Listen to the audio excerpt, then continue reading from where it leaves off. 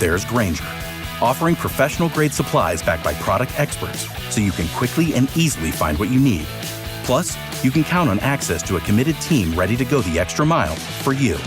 Call, click Grainger.com, or just stop by. Grainger, for the ones who get it done.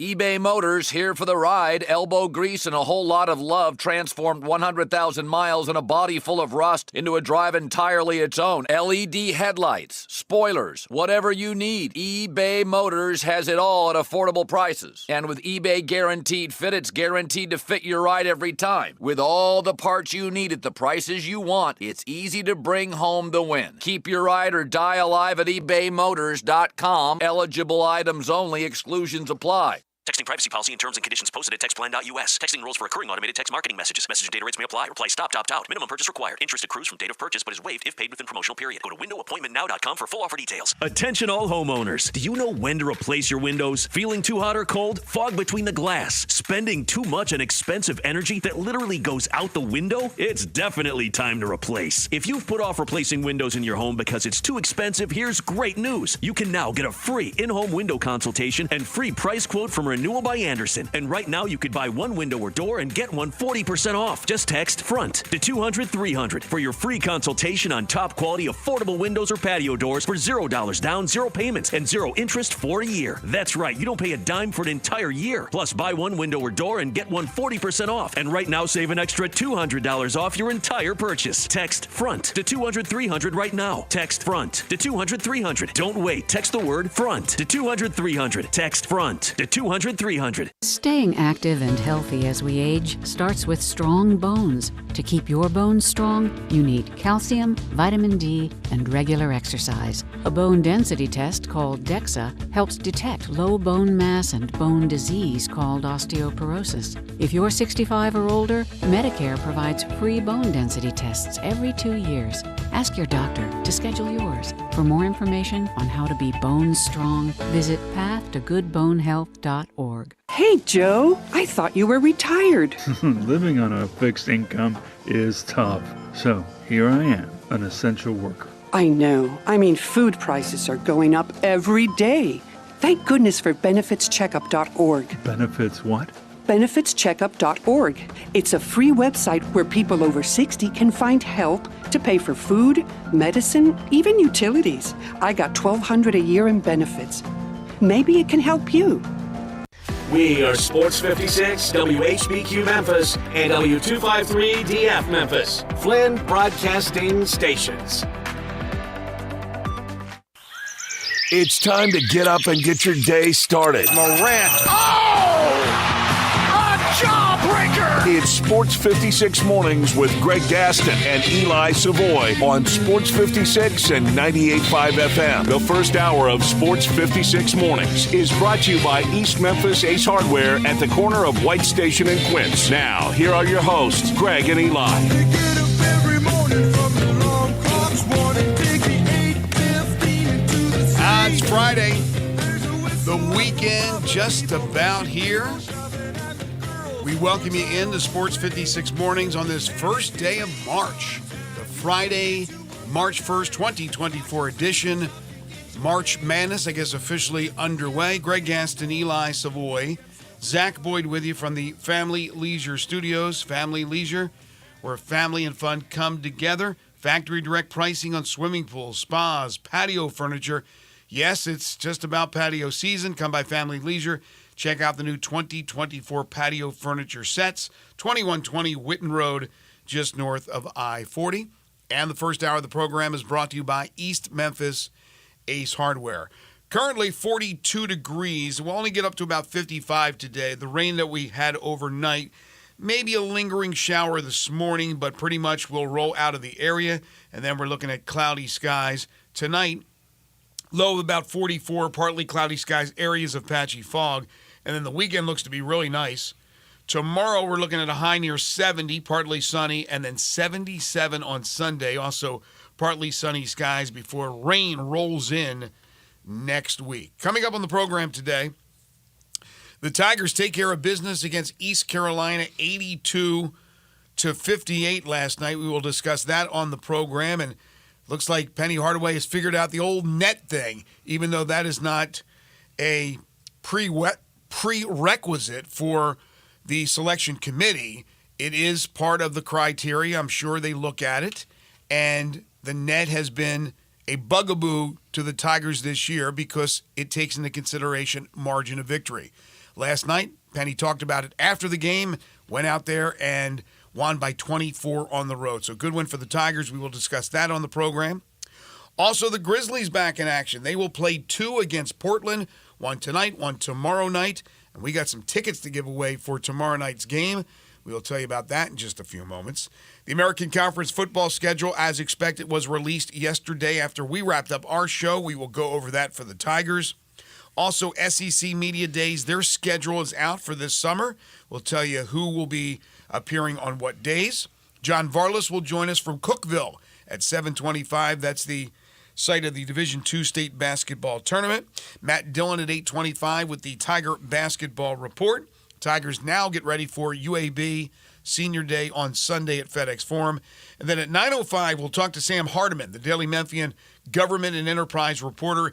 He wrote a story about FedEx Forum. Where do things stand right now with the Grizzlies, the city, the Forum, and then also pick his brain about the latest with Simmons Bank Liberty Stadium, just the stadium issue or issues that have been ongoing now for several years. We got 10 in a row, the game show that has swept the nation. That'll come your way at approximately 9:30. And again, we'll take your calls and texts at 901-360-8255 on the Sports 56 listener lines. As I said, the Grizzlies will play 2 against Portland. We're going to give away tickets for tomorrow night's game. There's also a giveaway, and Eli is fashioning that right now, is displaying it. If you are watching us on any of the social media outlets, you can see that beautiful Hawaiian shirt. How are you this morning? I'm good. Yeah, it's a very nice little Hawaiian shirt that they're giving away tomorrow night. You know, from here, you can tell it's Ja, but from far away, you could easily think that was Bob Marley, to be honest with you. You have Ja in different silhouettes, including... Bob Marley dunking? No, that's when you know it's Ja. I was going to say, I don't remember Bob Marley known for his basketball abilities. But no, but if you see that, of course, the movie now out about Bob Marley, but if you just look at that one shot of the silhouette of the head, it almost looks like Bob Marley from a ways back. Close up, you know it's John Morant. Really good shirt. It really, really is nice. And the first 8,000 that go through the turnstiles at FedEx Forum tomorrow night will receive this shirt. And so, later on in the show, we're going to give you 2 different opportunities to win a pair of tickets and thus get there early enough to get the shirt. Yeah, I just wish I would have had this for my trip to Hawaii. I've been sporting this in Hawaii at the luau. That's true. But very nice little giveaway. This is a good giveaway. You could have purchased one while you were there. I could not have purchased a Hawaiian shirt. No, a Hawaiian shirt. Well, I have Hawaiian shirts. Did you have one? Okay. I'm just saying I could have wore the Hawaiian shirt if I would have had it. Did you have to buy one out there, or did you already own Hawaiian shirts? I have Hawaiian shirts from my previous trip to Hawaii. Okay. Again, did you have them when you went out there, or did no? You they got them in Hawaii. Okay. They're true Hawaiian shirts. They are. If you buy them in Hawaii, they're surely true Hawaiian shirts. Tonight, by I got the the way, knockoffs, I think. Tonight, is the Lil Grizz in a box.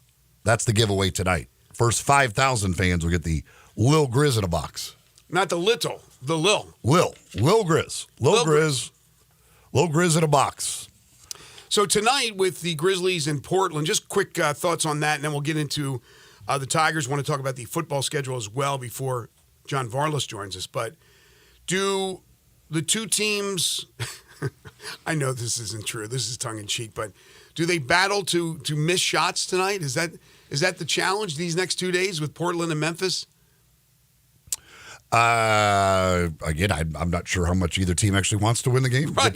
Portland can pretty much secure the fact that they will not catch the Grizzlies in the standings. So that would be another team that they wouldn't have to worry about as far as getting more ping pong ball odds than them. But Portland's got 15 wins. They're 15-42.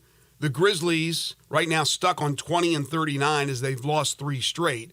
So there's a 5-game, well, not quite 5 games because there's only a 3 loss difference, but a 5-win difference. So we're looking at a 4-game lead for the Grizzlies right now. But you're right. If Portland wins these two, it tightens it up. If Portland is beaten by the Grizzlies, it pretty much ends all hopes that Memphis will finish, and hopes from who knows from who. I would imagine the fans certainly would fall behind Portland. Again, give them a better chance at maybe upsetting the field and getting that number 1 overall pick. And tonight looks like probably no Luke Kennard, as he is doubtful with an illness. G.G. Jackson, questionable. I would assume that, this is just me making the assumption, I'm going to guess that Jaren probably will not play both of these games. Right. I think it's a good assessment. There might be some other guys who don't play both of these games. We shall see, but I would be surprised if Jaren is playing tonight that he plays tomorrow night. Maybe tomorrow night, if Jaren's playing tonight, which it looks like he is, maybe tomorrow night he'll just sport the Jawaian shirt on the bench. Maybe there'll be a bunch of guys sporting Jawaian shirts on the bench tomorrow night. Did Steven Adams sport his? Remember when he had the Hawaiian shirt? The Steven Adams giveaway? I don't remember if he was hurt during that time. Although, then again, it might be against NBA regulations. Then again, what these players wear, I don't even know what's against NBA regulations anymore. I don't think they really have any. I thought they had anymore. I thought they had some sort of regulations. I don't think you can walk in there with shorts, can you? Unless you're playing. Have you seen what the guys wear? I think guys have been wearing shorts actually. Have they?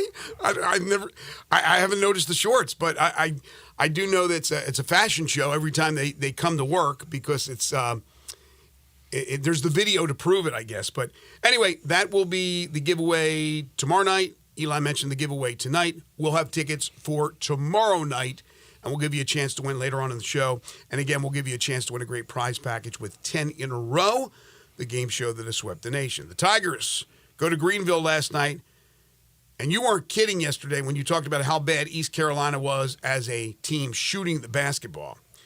Boy, oh boy, was that team bad. I know record-wise in the league, they're not the worst team. In fact, at home, coming in, they were pretty good, and they were 500 in the conference. But watching with my own two eyes, from what I've seen, the games I have seen, they look like the worst team in the league. They were not good at all. Now, the Grizzlies, the Tigers did something, they had something to say about that. I thought the Tigers' defense was, again, much better. It has been a lot better the last few games. Does that coincide with not having Malcolm Dandridge in the middle? You have to start thinking that it may be related, the way they're playing better defense and communicating. But East Carolina also couldn't find the water from the pier. As far as the Tigers are concerned, slow start, and then they really picked it up. They got it inside. Every ball that bounced seemed to bounce into their hands. Naquan Tomlin, 20 points, 5 rebounds. David Jones, 18 points, 10 rebounds, another double-double, 5 assists, 3 steals. I thought Nick Jourdain was really good, 14 points, 4 rebounds. JQ, for a while there, wasn't doing anything. And then all of a sudden, he has 7 assists. He had, 1 turnover? Couple of steals, 4 rebounds, 10 points. When they have 4 guys that contribute, I think they're really tough to beat no matter who those 4 players are, but most of the time it's going to be Jones, it's going to be Quinterly, and right now it's certainly Tomlin, who's playing as good as anybody. And without Malco, they go in there, they take care of business. Yeah, that's suggestion. This is a kind of a take care of business game because East Carolina is they're just awful offensively. Again, they don't make shots from anywhere. 30% from the field. They don't make them from 2-point range. They don't make them from 3-point range. They don't even make it from the free throw line. They just they have an inability to shoot the basketball. It's a bad inability to have if you're playing basketball. Yeah, that's not good in the game. It doesn't equal. The sport, no. It's really hard to win games if you can't seem to figure out how to put that little ball through that basket. But so the Tigers to go in there, just take care of business, move along. Just dispose of them easily. That's what you needed to do. That's what they did do. And now they can get ready for UAB, which is a big game coming up on Sunday. Quinterly, by the way, had 2 turnovers, but 7 assists. So his assist-to-turnover ratio over the last several games has been absolutely terrific. Yeah, just to hammer the point a little bit more about East Carolina, I mentioned they're shooting from the field 30.3%. From three-point range, they were 4 of 27 for 14.8%. Now, the Tigers were not exactly knocking it down like Steph Curry from beyond the arc. They were just 6 of 22 for 27%. But overall, they shot the ball 57% because they got a lot of high percentage shots. They dominated inside. And again, I think a lot of guys really stepped up, and that's a key for this team. Here's the thing. This morning, after the results last night in college basketball, Memphis in KenPom moved up from 81 to 72. In the net, they moved up from 79 to 72. They jumped 7 spots. Now, they want a road game. It's not easy to win on the road, so they want a road game, and that had a lot to do with it. But also, with KenPom, with the net, as we've talked about ad nauseum, margin of victory is a factor. All this criteria is taken into consideration by the members of the selection committee. They don't have a set, they got to do this, they got to do that. They can do a lot of different things, and they talk about it. But certainly, this comes into play. It's not the end-all, be-all by the net. We know that just looking at the numbers with Memphis last year, where they were with the net, where they were seated. But it's important in some regards. And last night, Memphis jumped up. Again, road victory is going to help you. But the margin, Eli, they win by 24. And after the game, Penny Hardaway talked with Jason Mons, I'm sure with Parthu Pajai, about that he realized, and I don't know if he didn't realize that earlier in the year, or they just didn't have situations to bury teams, but he knows it now. And that's why at the end of the game, and the announcers pointed it out as well, that's why David Jones was still in the game, Naquan Tomlin was in the game. He couldn't exactly empty the bench, which he's done in the past. I don't like that that's the situation, that you have to take into consideration margin of victory. It never should be at that point. It's almost like I feel the committee should announce something like, we don't consider the net and we don't consider KenPom because they consider margin of victory. Margin of victory. The net was put into place for the committee. I know, but it shouldn't be. And I don't think they really use KenPom. I don't think they do use KenPom. I think they use a lot of stuff. I think the net is done. And the net, I don't know how much they pay attention to where you are ranked in the net, but it's the quad 1, quad 2, quad 3, quad 4. That's what they pay attention to out of the net. Right, and that's fine. Okay, that's fine. You're distinguishing the opponents you played, what type of schedule you played. So I understand that completely. But margin of victory is ridiculous. We never wanted to go down that road of having to take into consideration how much you beat a team by, especially an inferior team. And so in the end, he wasn't really able to empty the bench completely. I am against things like that, but it is what it is. So they went out there and they made sure that they hammered East Carolina and kept the foot on the gas, and they won by 24 points. The 26 out of 34 on 2-point shots for the Tigers in the game. That's pretty good. High percentage shots, they knocked them down. The thing with the Tigers in the net, and this is the problem with the conference, is when they get into the conference tournament, there's a good chance that the only team you'll be able to beat and get a quad 1 win out of it will be Florida Atlantic. SMU right now is at 44, a neutral court game. Your opponent has to be in the top 50. So there's a good chance if SMU does lose another game here in the regular season, and then certainly if they do that, and then if they lose, if you beat them in the conference tournament, there's a good chance they're falling out of the top 50. And so, therefore, it wouldn't be a quad 1 win. So there's a good chance that the only chance you have for a quad 1 win in the conference tournament is Florida Atlantic. And the other thing is that South Florida, who is going to go in all likelihood as the number 1 seed, is going to be a quad 3. It would be a quad 3 game. Like your number 1 seed would be a quad 3 opponent. Yeah, it's hard to believe. Number 1 seed, nationally ranked, mind you, and that's all you get out of that if you beat them is a quad 3 dub. Look, I'm just going to be curious to see if they can carry over this 3-game winning streak where the defense has been much better into Sunday's game against UAB, looking for revenge after having lost in Birmingham, senior day, and who knows who's going out there as far as seniors are concerned. We get the Nicholas Jourdain thing from last night, which we'll get to in a second. But I think they'll take care of business against UAB. Florida Atlantic next Saturday. That's the one. On the road. Quad 1 opportunity. That's the game I'm going to be curious to see if they win that, what everybody is saying who has opinions that people listen to. Joe Lunardi, Jerry Palm, all those guys, Mike DeCourcy, it doesn't matter what they say in the long run. They're not part of the committee. They're not part of the selection committee. But they know what they're talking about. So I'll just be curious to see if the Tigers can do that. But it'll be easier said than done after beating them here in Memphis. So after the game, Wolo was doing his interviews as he does post-game after every radio broadcast, and I guess it came up in conversation. Nicholas Jourdain announcing that he will return. I didn't even know he had another year. He does, and Nicholas Jourdain will be back for next year. So that's good because I think Nicholas Jourdain is a really solid player for Memphis. Yeah, I mean, it's certainly has shown he's somebody you want to have around. I mean, he's a starter, so if you're going to return a starter, that certainly is a good thing.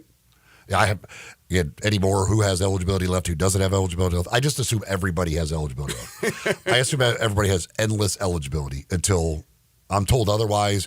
I just assume everybody has endless eligibility. Yeah, when I do a broadcast, I wonder if you're the same. You know, I'll give the class that they are listed as, but I will never take a chance that this is the player's last year because who knows? I do know that the COVID years are coming to a close, but right now it's anybody's guess. So I don't know who walks out there on Sunday. Now, Malco's an interesting guy because he was at the game against Florida Atlantic. Obviously didn't play, was held out, did not go on the trip to East Carolina. Was part of senior day, if I'm not mistaken, last year. Not 100% sure, but I think it was the case.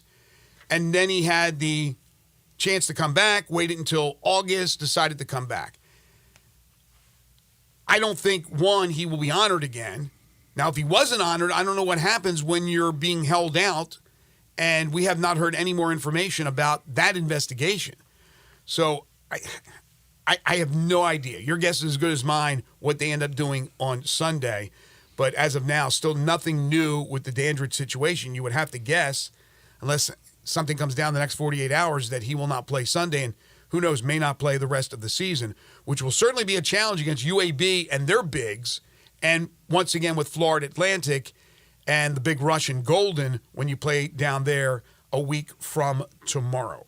All right, real quick, I wanted to touch on one more topic, and then we'll take the break, come back and talk to John Varlas in Cookeville, get you updated on all the state playoff games, including the Division II state basketball tournament, which he's covering.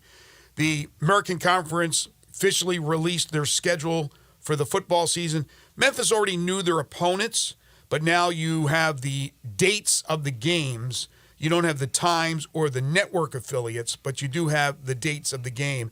Anything that jumps out at you as far as the Tigers' schedule for next season? Well, Thanksgiving Day game. Right. In New Orleans.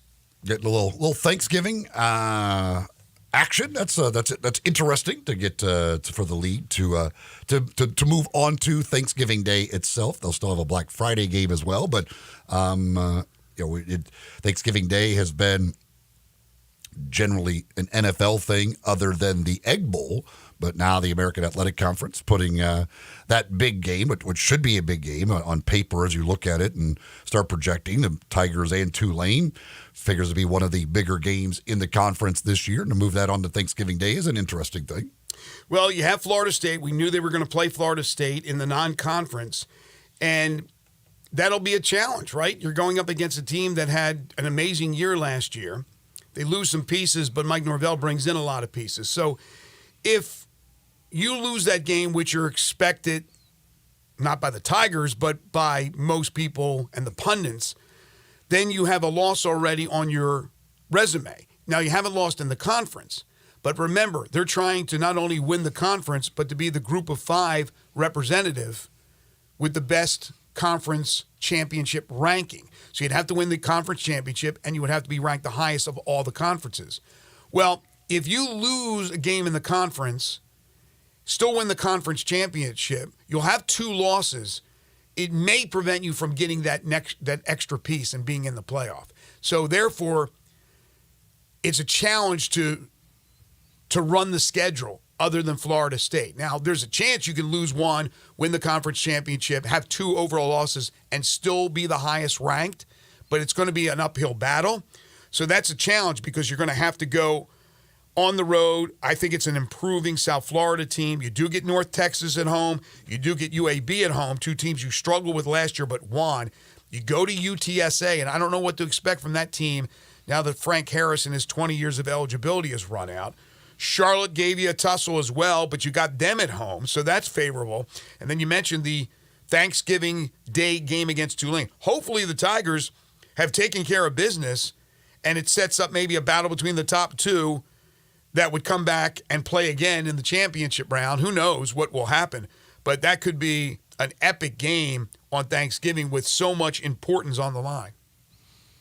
Yeah, again, I mean, you'd figure that those will be 2 of the top teams. They may not be the top 2 teams, but that game should, and that's why the league decided to put that game on Thanksgiving Day, is it should have a lot of importance for at least one of the teams, if not both of the teams.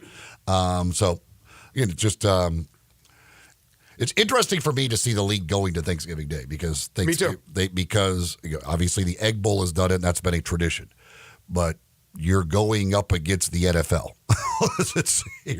You're locking yourself in, saying, "Hey, we're going to go head to head with the NFL." I wonder. Good luck. I wonder when they'll kick that game off. And again, we won't find out until 2 weeks before the game itself. I wonder because if it's an early game, let's say an 11 a.m. game, they can get home for Thanksgiving dinner. But if it's a night game, sorry, honey. I would assume I'm gonna guess that it's probably going to be they're going to do it as a doubleheader. I think the Egg Bowl is back on Thanksgiving Day. I don't think they moved that, so right. I assume it's going to be probably a 2:30 game before the Egg Bowl. That they will do a doubleheader on ESPN. It will be that game followed by the Egg Bowl. Yeah, I think that's a great possibility. Pinnacle Roofing and Restoration. If you have roofing issues, ladies and gentlemen, don't wait around till it gets worse. Call Pinnacle Roofing and Restoration, locally owned and operated. Call Brandon McCullough at 901-438-5084. He's the owner of the company. Or go online to newroofmemphis.com to find out more about them, what they have to offer. I can tell you this, they offer financing. Different plans and options to choose from, including a 6, 12, or 18-month, same as cash option. They'll work with your insurance company or out of pocket, whatever it takes. They do residential and commercial roofing, so business owners and property managers, along with homeowners. If you have a leak or any other roofing problem, call Brandon today. They'll come out and do a free roof inspection. They are licensed, bonded, and insured, and a member of the Better Business Bureau. You get a $100 referral fee for those referring Pinnacle to a friend, family member that you know needs a new roof. They get the new roof. You get $100 for that referral. Also, you get a 5-year labor warranty on the purchase of a new roof. All their work, satisfaction guaranteed. Carpentry work, exterior painting. They can replace gutters, put up fencing, siding. They can fix windows, rotten wood, and they can install shingles. In fact, Brandon's a certified shingle installer. So any of those issues, along with the roof itself, call Pinnacle Roofing and Restoration. 901-438-5084 or online at newroofmemphis.com. We head to Cookeville next with John Varlas. This is Sports 56 Mornings with Greg and Eli on Real Sports Talk, Sports 56 and 98.5 FM. You already know you can listen to Sports 56 anywhere with the Sports 56 app or at sports56whbq.com. But you can also watch us daily with live video of all of our shows on Twitter, Facebook, YouTube, and Twitch. Getaway Sports Bar, the best kept secret in town, open noon to 1:30 a.m. 7 days a week. Garvin, the owner, created this SEC NFL Dream Bar over 20 years ago. You'll never miss a minute of action. 10 TVs, 5 70-inch TVs for all the big games. Rack them up on 6 pool tables. Coldest beer in town, grab you a pool stick and get you some good bar grub. 100% Angus burgers, big and moist chicken tenders. Daily happy hour Monday through Friday, 2 to 6 p.m. with long neck domestics, $2.25. Getaway Sports Bar, 4632 Winchester. Texting privacy policy and terms and conditions posted at textplan.us. Texting rules for recurring automated text marketing messages. Message and data rates may apply. Reply stop, opt out. Minimum purchase required. Interest accrues from date of purchase but is waived if paid within promotional period. Go to windowappointmentnow.com for full offer details. Attention all homeowners. Do you know when to replace your windows? Feeling too hot or cold? Fog between the glass? Spending too much on expensive energy that literally goes out the window? It's definitely time to replace. If you've put off replacing windows in your home because it's too expensive, here's great news. You can now get a free in-home window consultation and free price quote from Renewal by Anderson. And right now, you could buy one window or door and get one 40% off. Just text FRONT to 200-300 for your free consultation on top quality affordable windows or patio doors for $0 down, 0 payments, and 0 interest for a year. That's right, you don't pay a dime for an entire year. Plus, buy one window or door and get one 40% off. And right now, save an extra $200 off your entire purchase. Text FRONT to 200-300 right now. Text FRONT to 200-300. Don't wait. Text the word FRONT to 200-300. Text FRONT to 200-300. When a cold keeps you up, try NyQuil Severe Honey Flavor. The nighttime, sniffling, sneezing, coughing, aching, fever, Honeylicious, best sleep with a cold medicine. Powerful cold and flu symptom relief with a dreamy honey taste to give your body the rest it needs to get that cold gone. Wake up refreshed, feeling relieved after enjoying the delicious flavor of NyQuil Severe Honey. NyQuil Severe Honey Flavor, use as directed. Keep out of reach of children. 5-Ash Roofing, it's what we do. Roofing and siding, gutters too. We're the pros you can trust to get it done right. Call on us. 5-Ash Roofing, the name to know. 5-Ash Roofing, the only way to go. 5-Ash Roofing, it's what we do. 5-Ash Roofing. Is that not the corniest thing you've ever heard? Can you believe I paid good money for that silly jingle? Well, the experts say make it memorable, and I think I got my money's worth. 5-Ash Roof Services, proud partner of the Memphis Tigers and the official roofer of the Tigers home team. 5-Ash Roofing, 367-0050 or memphisroofer.com. 367-0050 or memphisroofer.com. 5-Ash Roofing, it's what we do. We're here for you. Ole Miss Rebel Yell is back. The Rebel Yell Hotline Radio Show is back on WHBQ Sports 56 and 98.5 FM. Every Monday night at 6, hear the latest news on your Ole Miss Rebels with Yancey Porter with 24/7 Sports, former Ole Miss defensive tackle Mike Fitzsimmons, Gordon Ford covering SEC Sports Call, and former Ole Miss baseball announcer Gary Darby. From kickoff to free throw to extra innings, your Ole Miss sports on the Rebel Yell Hotline Show right here Monday night at 6 on Sports 56, 560 AM and 98.5 FM, your Mid-South sports station. Sports 56 traffic brought to you by Curfew. Enjoy the ultimate dining experience at Curfew with specials every night. Mississippi Monday, Tuesday Ladies Night, Wing Wednesday, and Thursday Hotel Guest Appreciation Day. Curfew American Tavern Craft Cocktails, your new destination. 164 Union Avenue, main floor of the Canopy Hotel. Sports 56 traffic. Good morning. That traffic volume is building out here. Some would say right on schedule on 385 Billmores Parkway, coming past Riverdale as you continue towards 240 up through South Haven. That looks pretty decent at the moment. On 55 going northbound, there's a few accidents that's been out here a little bit earlier that they're trying to clear up right now as it builds inbound on Summer Avenue. Weimer's Jewelry, 7525 Highway 64 is your full-service family-owned jewelry store right here in the Memphis area. I'm Commander Chuck with your on-time traffic.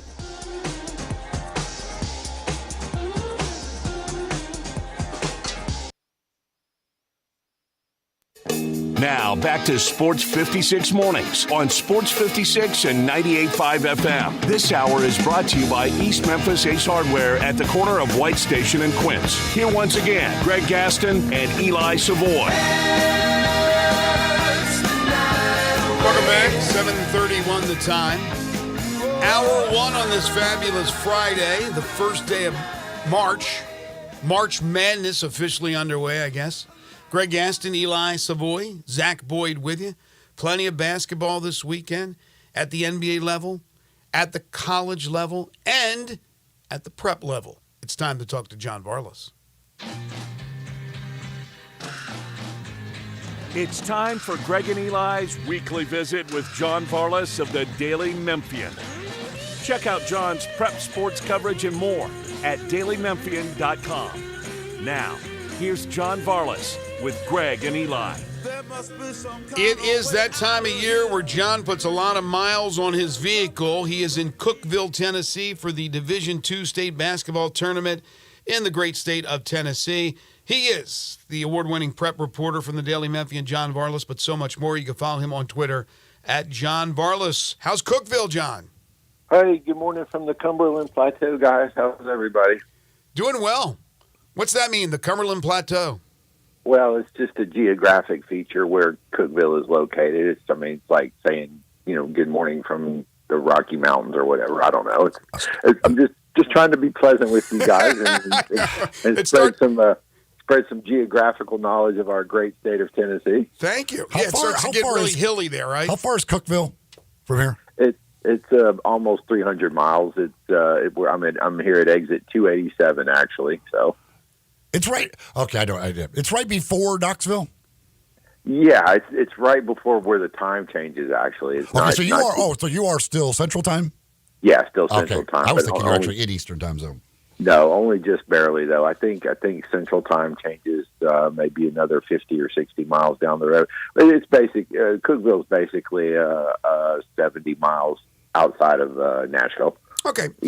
We'll get to all the games that you're covering and take a look at everything else that's going on in the state playoffs in the state of Tennessee. But, of course, on Fridays, we love to hear from John Varlas because he always has a bone to pick.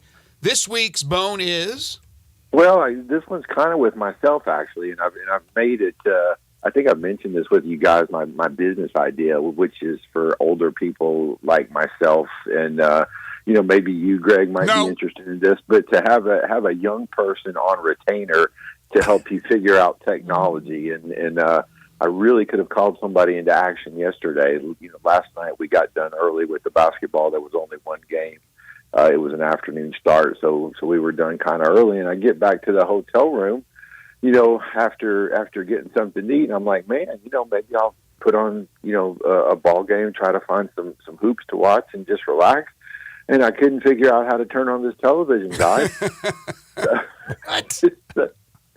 So, and as you know, I don't have one at home, so that's probably part of the problem. But yeah, they got this nice widescreen television here in the room, and I point the remote at it, and, nothing happens, and I'm pointing and, thrusting my hand forward vigorously toward the thing, and nothing's happening. And I'm like, man, well, I just give up. Again, I'm sure it's my own shortcoming, but I really could have used some assistance from a younger, more technologically advanced person last night because I was kind of in the mood to watch some ball, and I couldn't do it. So there you go. The bone to pick is with my own technological ineptness this morning. Well, don't put me in the same category as you. I'm pretty bad, but I know how to turn a TV on. No, I understand that, but perhaps there might be other things that you need help with. So there you go. I mean, I'm just speaking to you as a fellow man who's approaching our golden years, Greg. So you still have you still have not figured out how to turn TV on. No, sir, I have not. Maybe tonight. There's an on-off button. Hit the power button. Maybe tonight I'll take. Maybe leave a note for the housekeeping to say, "Hey, while you're here, can you turn my TV on?" And just leave it on. Well, a lot of times when you go to the hotel, the TV is actually on, and that's so yeah, that's a good thing. But no, it's just me, guys. I'm cool poking fun with myself. I mean, there's a lot of things that are just beyond my ability to handle right now, and apparently turning on the TV is going to be one of them this week. So I'm sorry for that. That's maybe the remote's just broken.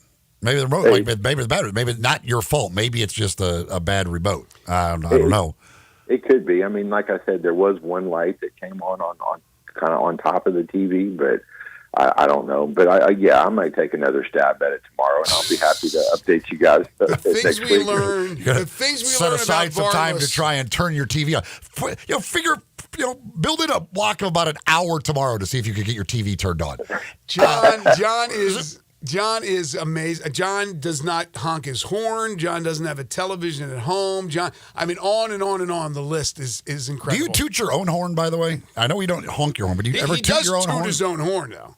No, I try not to, guys. I would. I'd rather let other people do that for me, and if they don't do that, then I just kind of suffer in silence. Okay. Well, yeah. Don't toot your horn if you like. Figure out how to turn the TV on. Don't act like that's a big deal. So, is Cookeville before or after Crossville? It's before Crossville if you're heading east, and okay. So Crossville's closer to Knoxville. That's what because I've eaten a meal in Crossville, and I always think that's Cookeville. So okay, I've got the two mixed up. Now I know where you're at. Now I know where Cookeville is. I was thinking of Crossville, but because Crossville is Eastern time. I think I've eaten a meal in Cookeville. I don't think Crossville is actually Eastern time, but that's like where you're getting really close. Oh, okay.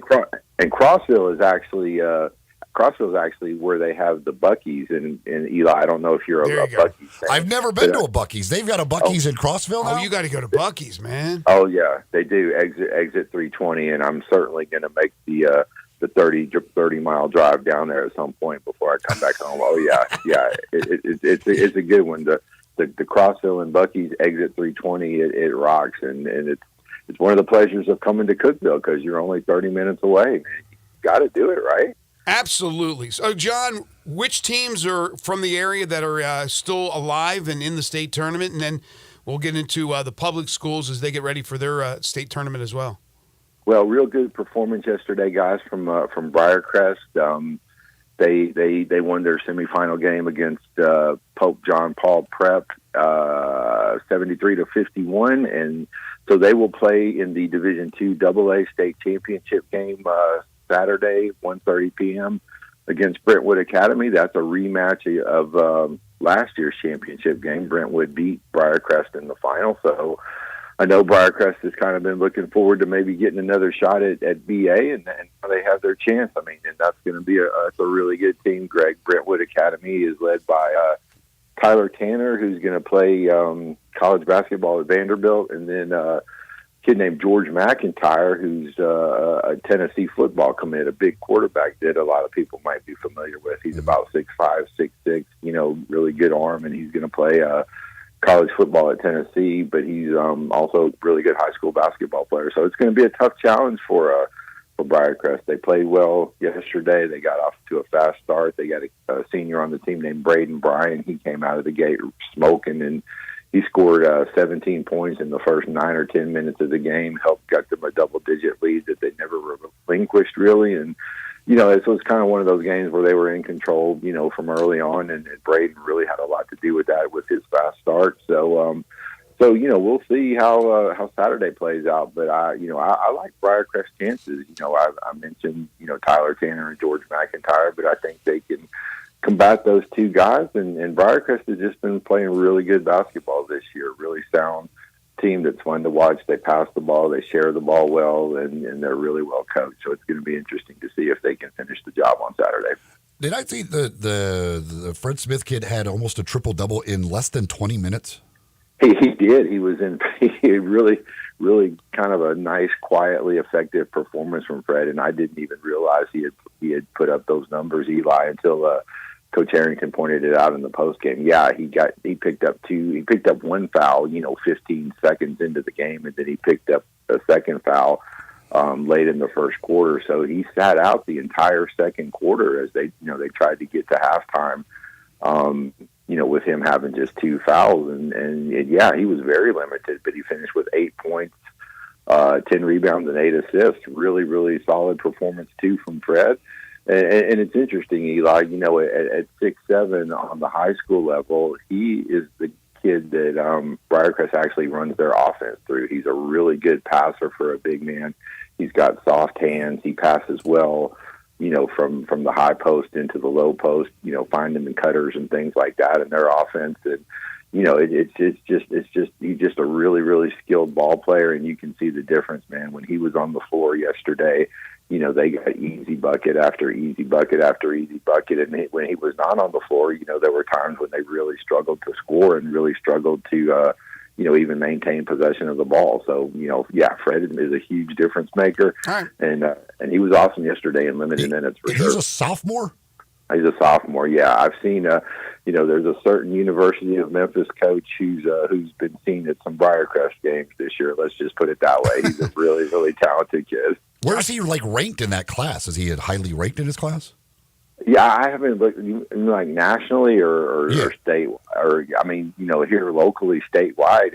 He's pretty high up in the sophomore class. Now nationally, I don't know that he's ranked very high at all, or even where he's ranked, to be honest with you. But locally and statewide in the sophomore class, he's way up there. He's really good. There's not much that he can't do on the high school level. All right, so who else is up there in Cookeville?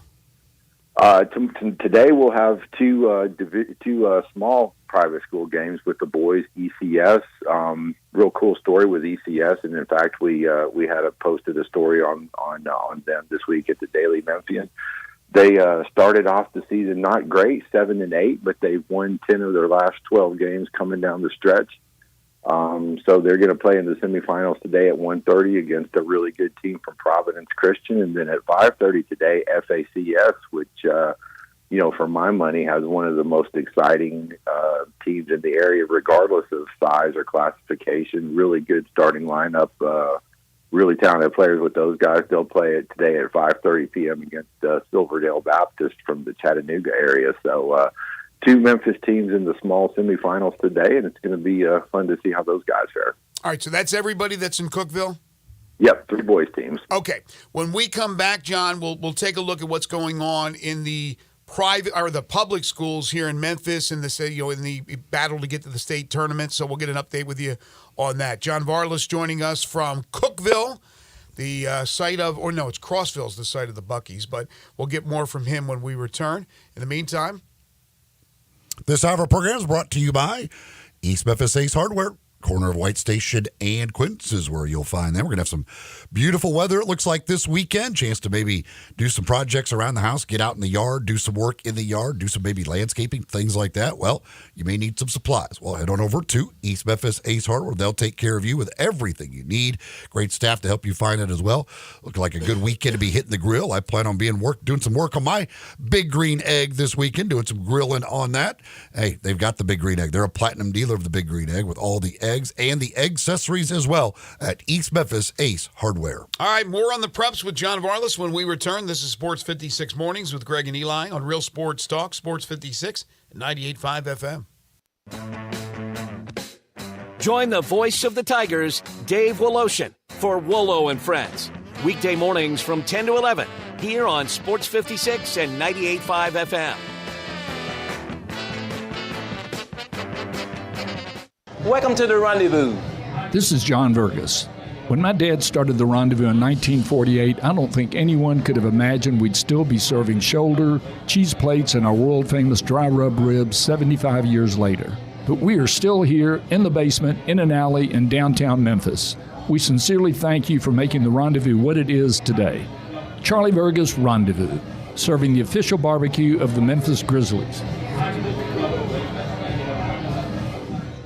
At Edwin Watts Golf Shops by Worldwide Golf. It's the Callaway Fitting Event happening February 19th through March 3rd. The new Callaway AI Smoke Driver has smart face technology with multiple sweet spots across the face. To reserve your custom fitting by Callaway representatives, swing into your local Edwin Watts Golf Shops or book online at worldwidegolfshops.com. Get there. Chris Price, it's so good to see you. And you have a new business? Yes, Dave. MetroBuildersMemphis.com. Have you noticed water stains on your ceiling? With storm season here, take a walk around your home or business and look up. Make sure there are no water stains signaling a leak prior to the heavy storms coming in. If you do see signs of water, call me. My team and I will come out, diagnose the problem, and prescribe a fix. Our team of Hague-certified inspectors are waiting to assist with any inspection or repairs you may need. We have 3 crews dedicated to repairing roofs in the Mid-South. As certified Owens Corning and Mule High dealers, we offer 20-year, no-dollar limit labor and material warranties that offer hassle-free ownership. That's our hassle-free ownership guarantee. Allow Metro Builders team of professionals to assist you in maintaining your property's integrity and value. MetroBuildersMemphis.com. Your local commercial roof experts. Ask about our commercial roof maintenance agreements. Protect your investment with MetroBuildersMemphis.com. Call me, 901-375-1717. That's 901-375-1717. 375-1717.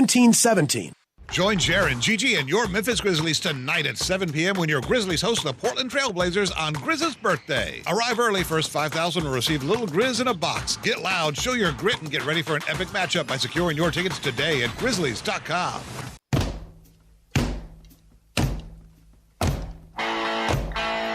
Now back to Sports 56 Mornings on Sports 56 and 98.5 FM. This hour is brought to you by East Memphis Ace Hardware at the corner of White Station and Quince. Here once again are Greg Gaston and Eli Savoy. Welcome back, everyone. 7:47 is the time. John Barlas joining us from Cookeville, Tennessee, site of the Division II state basketball tournament. All right. You went over all the teams that are involved in the states in the private section, at least from our area. What's going on as far as the public schools as they get closer to the state tournament? Well, we've reached the sectional ground, Greg. We've completed the region tournaments for both boys and girls, so we have region champions and region runner-ups in each of the 4 classifications, and those are the teams that advanced to the sectional round. 8 regions across the state in all classifications, and for boys and girls. So Region 8 is basically Shelby County, and the champion of Region 8 will host the runner-up in Region 7 to determine who goes to the state tournament, and vice versa. The Region 7 champion will host the Region 8 runner-up. And those games for the girls will actually be tomorrow night, Saturday night, and the boys' games are Monday night. Who are the matchups?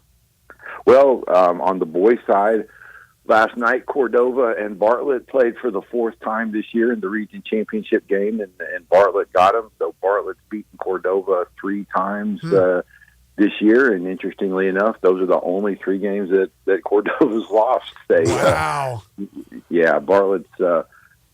Bartlett's tough, guys. I mean, they've got size, they've got some good athletes, they've got shooters. They're a really tough matchup, and man, they dodged a huge upset bullet in the semifinals of the sectional earlier this week against Central. I mean, Central had them on the ropes and played a really, really good game in the semifinals, which would have been an elimination game, and kid named Jack Shackelford for Bartlett hit a wide open corner 3 at the buzzer to give them the victory. But I mean, that was just one of the most exciting games. People who were at those games, the semifinal games, Central and Bartlett, and Whitehaven Central versus Cordova, and Whitehaven versus Bartlett. Those were some of the most exciting high school games you could imagine, guys. I mean, both of those games came down to the wire. Elimination games, and it's just one of those nights that makes Memphis basketball special. And when you hear these coaches talk about how difficult it is just to get out of Memphis, those are the kind of games they're talking about. I mean, it is just really, really tough. Even if you're as good as Bartlett and Cordova is, and make no mistake, they may be the 2 best teams in the state in Class 4A. But, just to get out of Memphis was incredibly difficult for those guys. But now they both have a chance to do so by advancing to the sectional round. Could they end up in a state championship game against each other? They could. And, in fact, Eli, the only chance they would have to play for a 5th time would be in the state championship game because by rule they would come out of the same region, Region 8. So by rule, if they both advance to the state tournament, they would be bracketed opposite each other. and the only way they could meet would be in the final. We've seen that several times with Memphis teams in the large public school classification. I think most recently when Coach Hardaway was at East and they beat Whitehaven in the championship game a few years ago. We've seen that before several times, actually. We've seen 5 games, like 5 meetings between the teams? Oh, yeah. You meet twice in the regular season. You meet in the district tournament. You meet in the regional tournament, and then you meet in the state championship game. Yeah, it's happened. Like I said, it happened a few years ago with East and Whitehaven. Wow. I can't remember the other teams, but it's happened multiple times throughout history for sure. All right, what else do we have as far as the Douglas in Class 2A, they're still undefeated.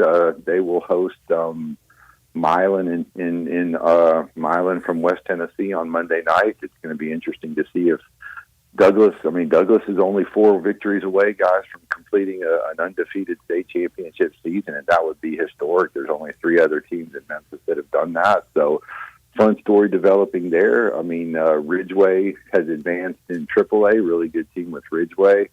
Fayette Ware and Munford are also alive in AAA in the other sectional. So, that's going to be fun to see. On the girls' side, Bartlett and Collierville are still alive. Millington girls have a chance in 3A. It would be the first time they've advanced to state in a long time if they can win their sectional game on Saturday. So all kinds of cool storylines going with the preps this year, guys. It's going to be, really kind of cool and fun to see who gets out of here Saturday night and then again Monday night with the boys. But lots of possibilities, lots of good teams still left alive, and like I said, lots of interesting storylines too. So is the state tournament for them next weekend? The girls' state tournament begins Wednesday in Murfreesboro, and then the boys' state tournament will begin the following Wednesday in Murfreesboro. Yes. Oh, so that's in Murfreesboro. So you don't get to just take up residence in Cookeville with a TV that you can't figure out. You get to go to a different hotel theoretically with a TV you can operate.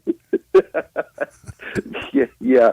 I'm not going to ever live that down, am I? But no, here's what I want you to. But it doesn't matter. He doesn't watch TV. When you get off the air call the front desk, have them come turn the TV on, so that you make sure you're not like just crazy. Maybe they'll have trouble turning it on, or I'm guessing you probably are just making a mistake here. But at least you'll know just whether you are the problem or if there is another issue. I'm sure I'm the problem, Eli. That's usually how it ends up. I'm the problem, but no. Middle Tennessee State hosts the girls tournament and the boys tournament. So yeah, we'll be switching the action next week to MTSU, and that's where we will return for the following week as well. On Briarcrest, with them being in the state championship game, how many state championships does Mike Harrington have? You mean John Harrington? Or John Harrington, not Mike Harrington. Yeah, that's a different. I know Briar. Different Harrington. I know the Briarcrest. The Briarcrest boys have 2 in their history, and I want to say Coach Harrington has one of those. Okay, gosh, I thought he had more than that. I thought they had more than that. So did I. I feel like they're always there. It seems like I assumed he had like 3 or 4. Yeah, no, they are always there. It's close, and they've run into some good teams on the way. They ran into a good team last year. They had a chance. When Austin Nichols was at Briarcrest, they had some really good teams. But that was when Innsworth had Corn Elder, and Corn Elder was a tremendous high school basketball player. And I think Corn I know he kept them from winning one state championship that I can remember clearly, and it may have been more than that. But yeah, Division II, the large private school is hard. I'm going to sound like Josh Passner here, but winning any kind of championship is hard. And if you can, seal the deal, you've accomplished a great thing. But no, I really think Briarcrest has a good chance Saturday. They've been playing so well down the stretch. Defensively, they've played extremely, extremely well. They really limited what PJP could do last night offensively. They shot a really low percentage, and so if they can remotely approach what they've been doing defensively, offensively, I'm not worried about it. They're going to get their opportunities to score. So I think they have a really, really good chance. I really All right, do. John. As always, enjoy yourself there in Cookeville and then eventually in Murfreesboro, bringing us all the latest here on this Friday segment as he's done for years now. John Varlas from the Daily Memphian. Make sure to keep up with him on Twitter at John Varlas. Enjoy yourself, John. We'll talk to you next week. Okay, guys. Have a wonderful Friday, and we'll see you soon. You too. John can't figure out the remote, doesn't watch TV at home, doesn't own a television at home. He's like an unfrozen caveman lawyer. You think I'm bad? My gosh. By the way, John Harrington's probably won more golf trophies than he's won state championships. He's a hell of a golfer. I know. I honestly, I mean, with the guys, again, Austin Nichols that came through there, I assumed he won one or two with Kennedy Chandler, like those guys. Like I thought he would have had 3 or 4 minimum. Like, I feel like they're in the state tournament every single year. I don't know. Like I assumed he was going to say, I don't know, maybe 4 or 5. Like if he didn't know, like that's crazy to me that they, as a school, only have 2. I'm with you. I thought they had won multiple. How many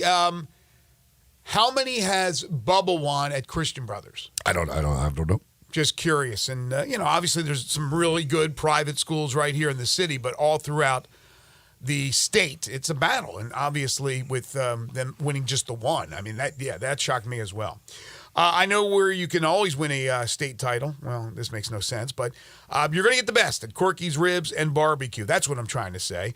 They've been serving up delicious slow-smoked barbecue for 4 decades here in the Memphis area with 4 locations at Poplar Avenue in Memphis, Poplar Avenue in Collierville, Germantown Parkway in Cordova, and Goodman Road in Olive Branch. You can dine in at any of those 4 establishments, or you can just drive through, no contact delivery, have any of these services delivered to your home or office. Also, they will cater. They have been catering as long as they've been in existence, 4 decades. So give them a call and ask about their catering services. They'll start you out as low as $8.99 per person. They have lunch specials every day, party packs that start at just $7.49. Of course, today is Friday. If you're Catholic like myself, you're not eating meat today, so you're not eating the barbecue today. This weekend, a different story. But today, maybe you go for something different, and they have other options as well at Corky's. So make sure you check out Corky's today, tomorrow, or anytime. It's always a good time for Corky's Ribs and Barbecue. And make sure to ask about their private party room at either the Cordova or the Olive Branch location. If you got an event coming up, graduation, an anniversary of some sort, a birthday party, you want to celebrate it at Corky's, you can do so. Just give them a call and reserve your date and time today. Corky's Ribs and Barbecue, a Memphis tradition for 4 decades, open for lunch and dinner 7 days a week. Hour 2 on the way. This is Sports 56 Mornings with Greg and Eli on Real Sports Talk, Sports 56 and 98.5 FM.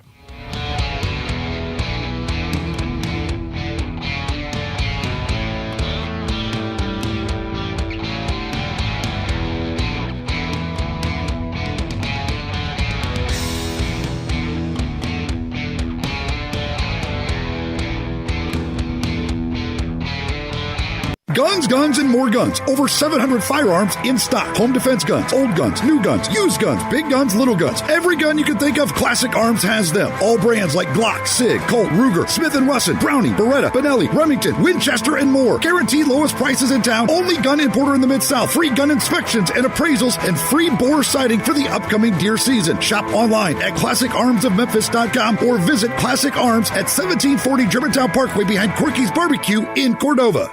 Wendy's new breakfast 2 for $3 Biggie Bundles let you create your own delicious combo. Choose from a sausage biscuit, egg and cheese biscuit, small seasoned potatoes, and a medium hot coffee. But it's obvious which combo's the best. Sausage biscuit and small seasoned potatoes. Well, maybe it's the fresh cracked egg and cheese biscuit with a medium hot coffee. Or 2 savory sausage biscuits. Whichever you pick, you can't go wrong. Choose wisely. Choose Wendy's new 2 for $3 Biggie Bundles. Limited time only. U.S. price and participation may vary. Not valid in a combo. Single item at regular price. eBay Motors is here for the ride. Go ahead, feel your engine. Admire that perfectly installed exhaust. Your vehicle's moving along this freeway like it was made from fresh installs and a whole lot of love. With eBay Motors, you get over 122 million parts to keep it running. And with eBay Guaranteed Fit, they'll be the perfect fit every time. Plus, at these prices, well, we're burning rubber, not cash. Keep your ride or die alive at ebaymotors.com. Eligible items only. Exclusions apply. Women here in Memphis are wearing bigger, better quality diamonds and some amazing designer rings thanks to the arrival of Genesis Diamonds. Hey, it's Eric Hasseltine, and Genesis came on the scene here last year and shook up the jewelry world big time with rock-bottom prices on diamonds, a selection that's like 20 times ordinary stores, designer rings you can't find anywhere else, and guarantees and warranties that are the strongest in America. A relaxed, no-pressure, laid-back experience with no commission salespeople. Everybody here is loving what Genesis is doing. Whether you want a lab-grown diamond or a natural diamond, Genesis will easily beat anyone else's price. The owner is a former diamond wholesaler, and Genesis has cornered the market on the world's most acclaimed designer rings. They have all the top 10 designers in the bridal world, thousands of handcrafted rings made by the premier designers. For whatever special occasion you have coming up, don't go to the old-fashioned stores for the same old, same old. Discover the store that's raised the bar in quality, selection, and value. Prepare to be blown away. Genesis Diamonds on Poplar at Perkins Extended. This Sports 56 traffic report is brought to you by Luttrell Belting. They keep you moving. Sports 56 traffic. Good morning. They're still over here repairing these power lines that were knocked down in a crash earlier at Perkins at Knight Arnold. From the looks of it, it's going to be over here for a while throughout the day. Give yourself a little bit of extra travel time, not only in that area, but don't forget tonight they're closing Germantown Road there at Wolf River Boulevard starting at 8 o'clock tonight. That's the northbound lanes of Germantown Road. It's heavy over here now on 240 westbound, passing Sam Cooper trying to get past Walnut Grove. Hey, Weimer's Jewelry, 7525 Highway 64 is your full-service family-owned jewelry store here in Memphis. I'm Commander Chuck with your on-time traffic.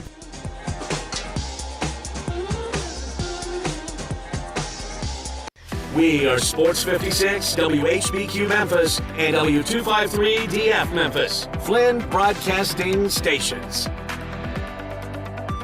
Now back to Sports 56 Mornings on Sports 56 and 98.5 FM. This hour is brought to you by James Gaddis Jewelers. Diamonds are forever. Woo! Here once again, Greg Gaston and Eli Savoy.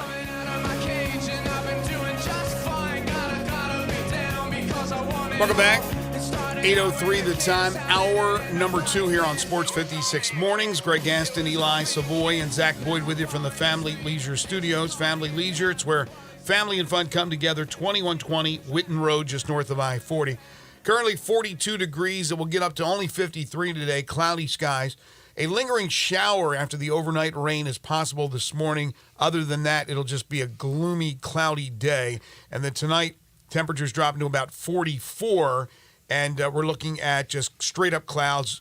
Very low chance of precipitation, about 9%, but there are areas, or there are going to be areas of patchy fog, so tonight be careful driving around. Tomorrow looks to be much better, 69 degrees, maybe getting up to 70, partly sunny, and then Sunday they're calling for 77 degrees under partly sunny skies. So is this considered a lion or a lamb today?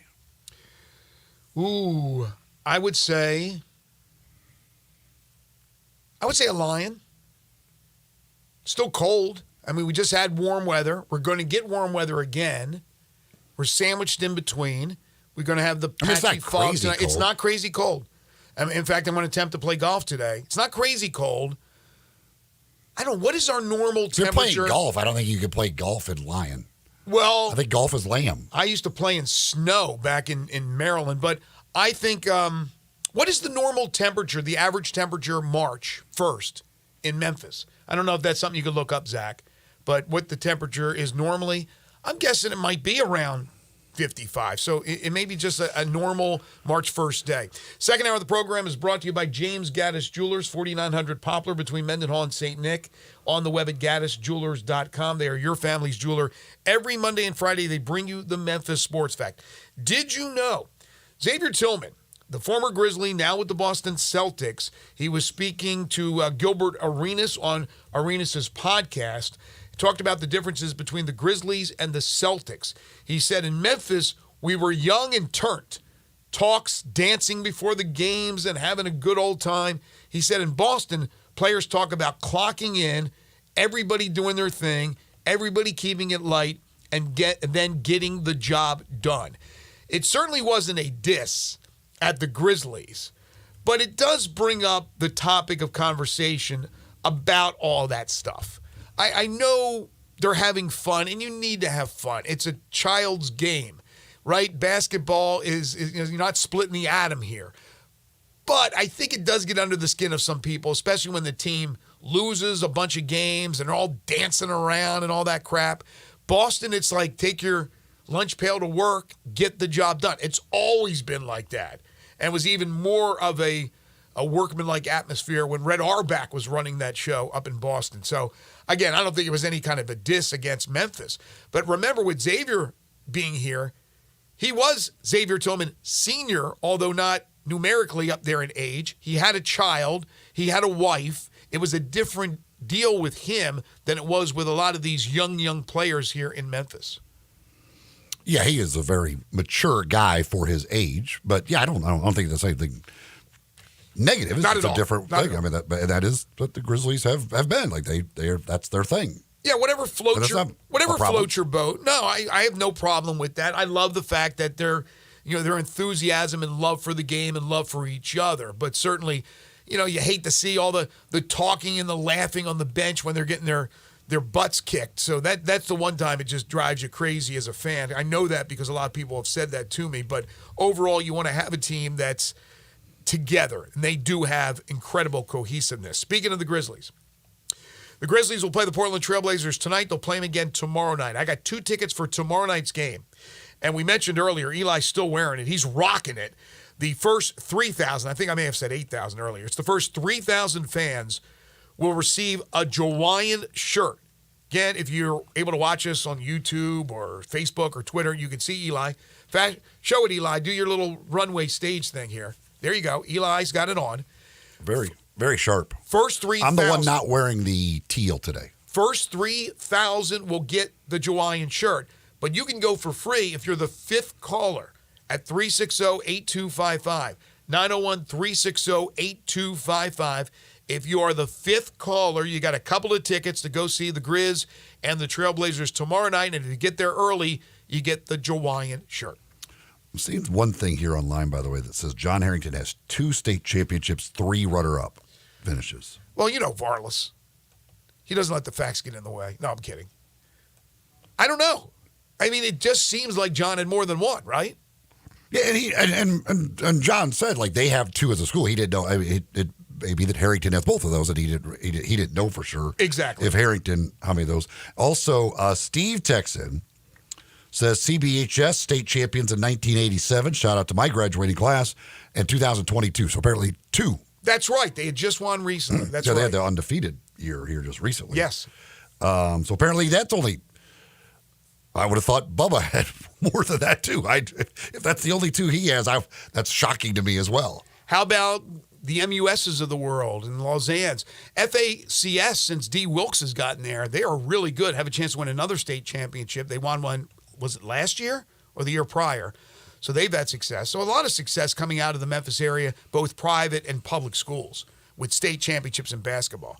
We normally dominate basketball, and we should dominate basketball. So much talent in this area.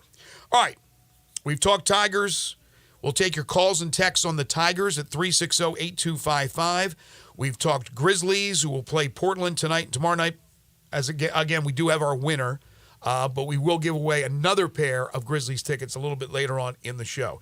I did want to dive into, and we talked about the Tigers football schedule as well, the American Conference releasing the schedule yesterday. I did want to talk about this report that's out there that and this shouldn't come to anyone's surprise, the SEC and the Big Ten, and representatives for those 2 conferences, I would imagine the commissioners, have asked for guaranteed. They want the guaranteed top 2 spots in the college football playoff beginning in 2026. The assumption of going from 12 to 14 teams, that they want to be guaranteed the top 2 seeds. Yeah, it's interesting, the discussion's going on because apparently the plan that they have been talking about has, it surprises me, but I guess because they're getting more, it doesn't matter to them, but 3 automatic bids for the SEC and the Big Ten, 2 automatic bids for the Big 12 and the ACC, then a group of 5 bid, and then at-larges after that. So you would have 3 at-larges only.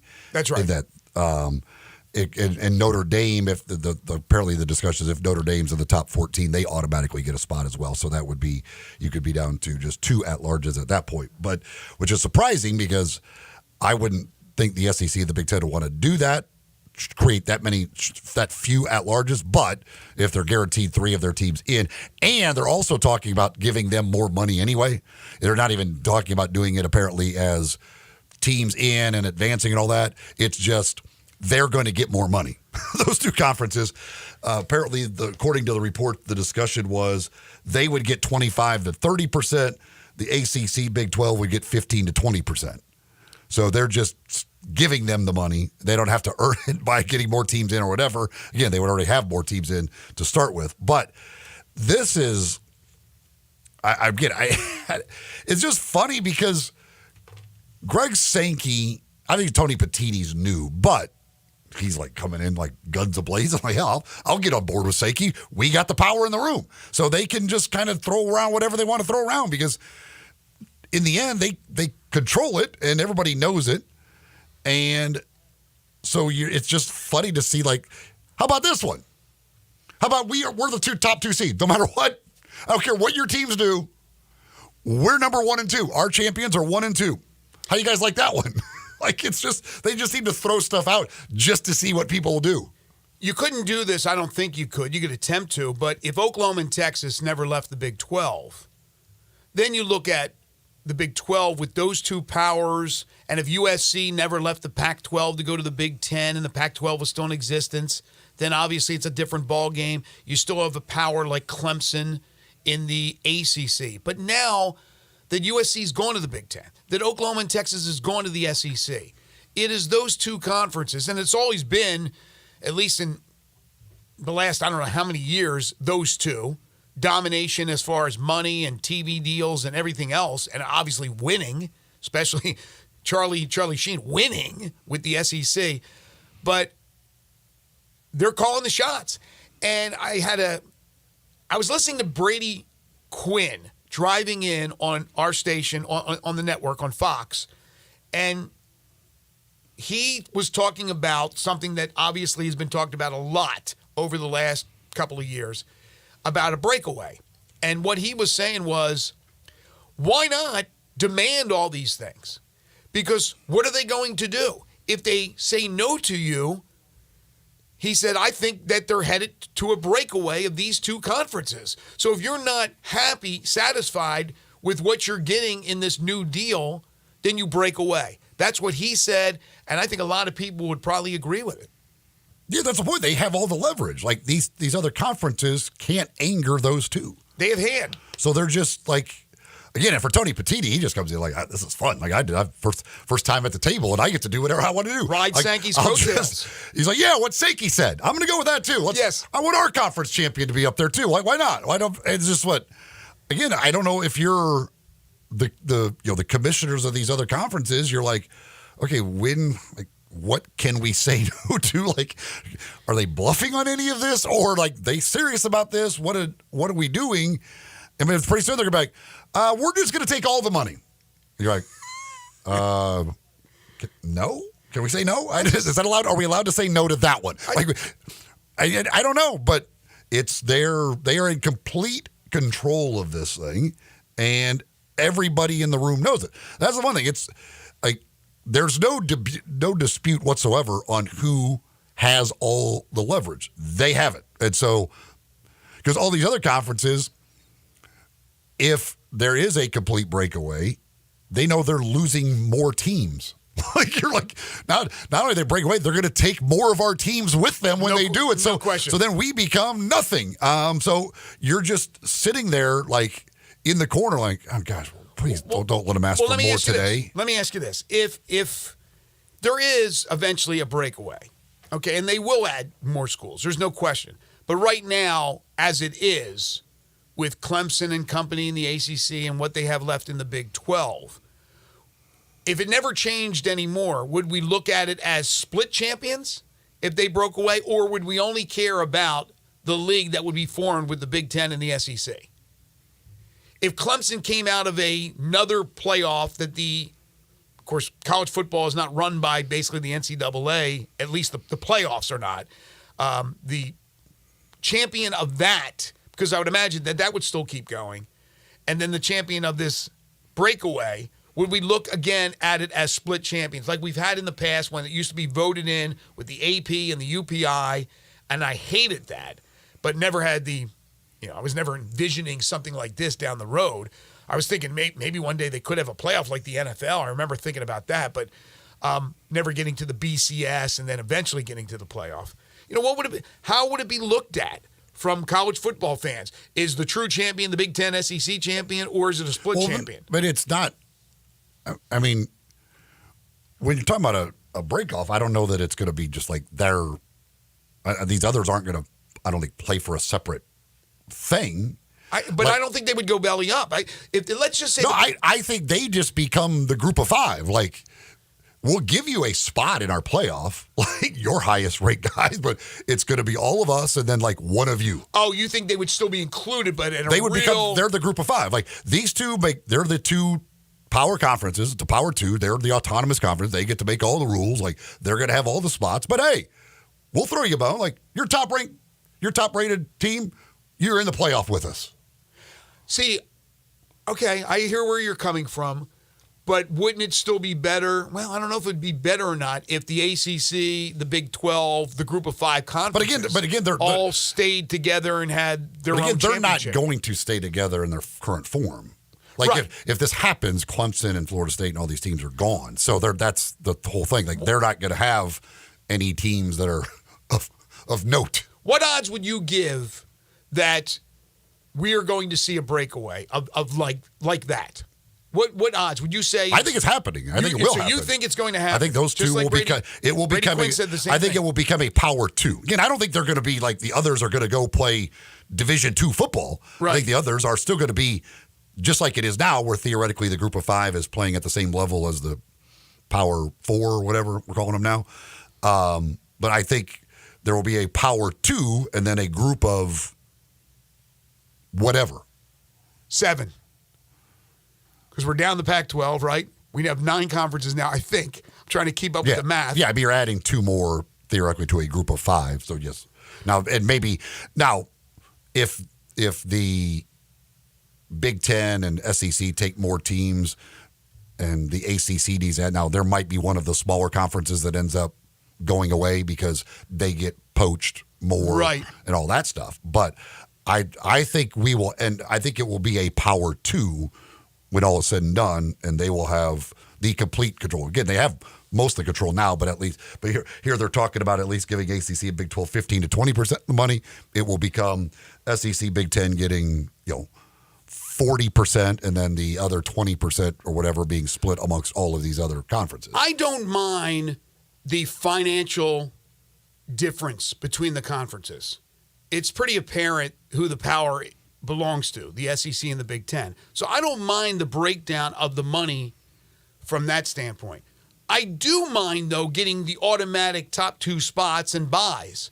I don't play it out, man. Play the games. That's what the playoffs are for, to play it out on the field and not have some jabronis behind closed doors deciding who the number 1 team is, who the champion is.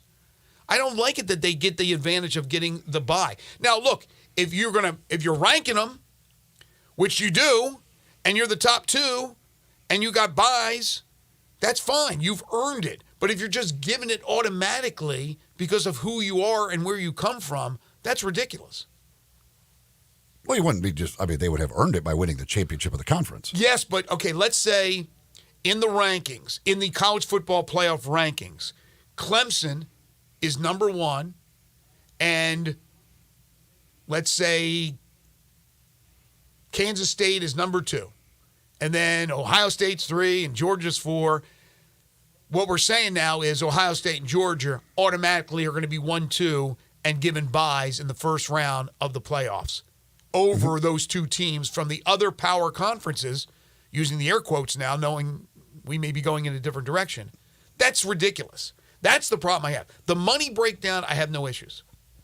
And the 3 automatics, I don't have any issues with that either.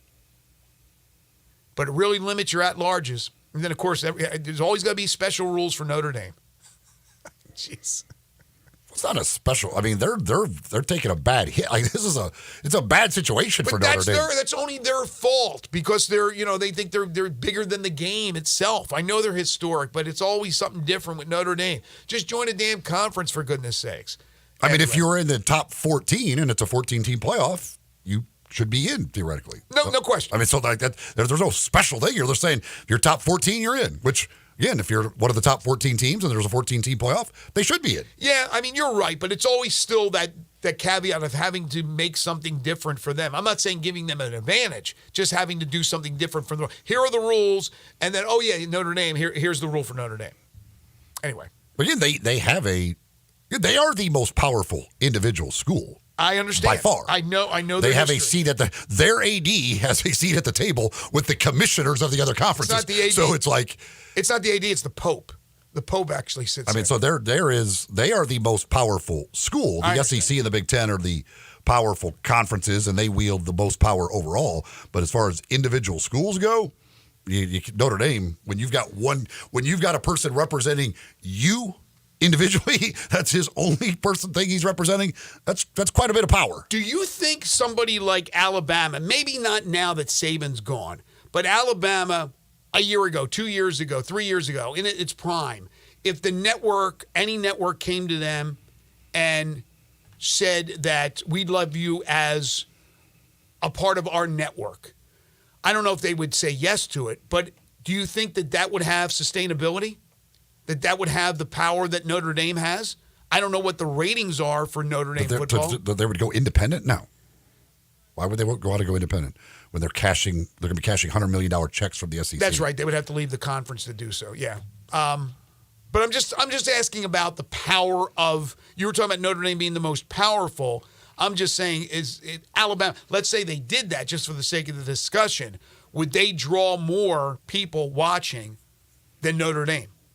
Would Alabama have more power than Notre Dame? I have no idea. Okay. East Coast Wings and Grill was up there last night watching the Tigers game against East Carolina. Good crowd in there. Always a good crowd of Tiger fans when the Tigers are on, whether it's the Tigers, the Grizzlies, anybody else, whatever's on, whatever sports action is going on, they're going to have it on at East Coast Wings and Grill with plenty of TVs to watch all of that action while enjoying some great food. 60 different flavors of wings to choose from. Last night I had one of my favorite things on the menu. That's the Philly cheesesteak flatbread that you could take advantage of. They got some great flatbreads. They got great burgers and sandwiches as well. Everything amazing. And of course the wings are the feature item. It's right there in the name with East Coast Wings and Grill with those 60 different flavors to choose from, 7 different heat indexes as well. 3:30 to 6:30 is happy hour Monday through Friday with 2 for $1 on the draft beers, bucket specials, and more.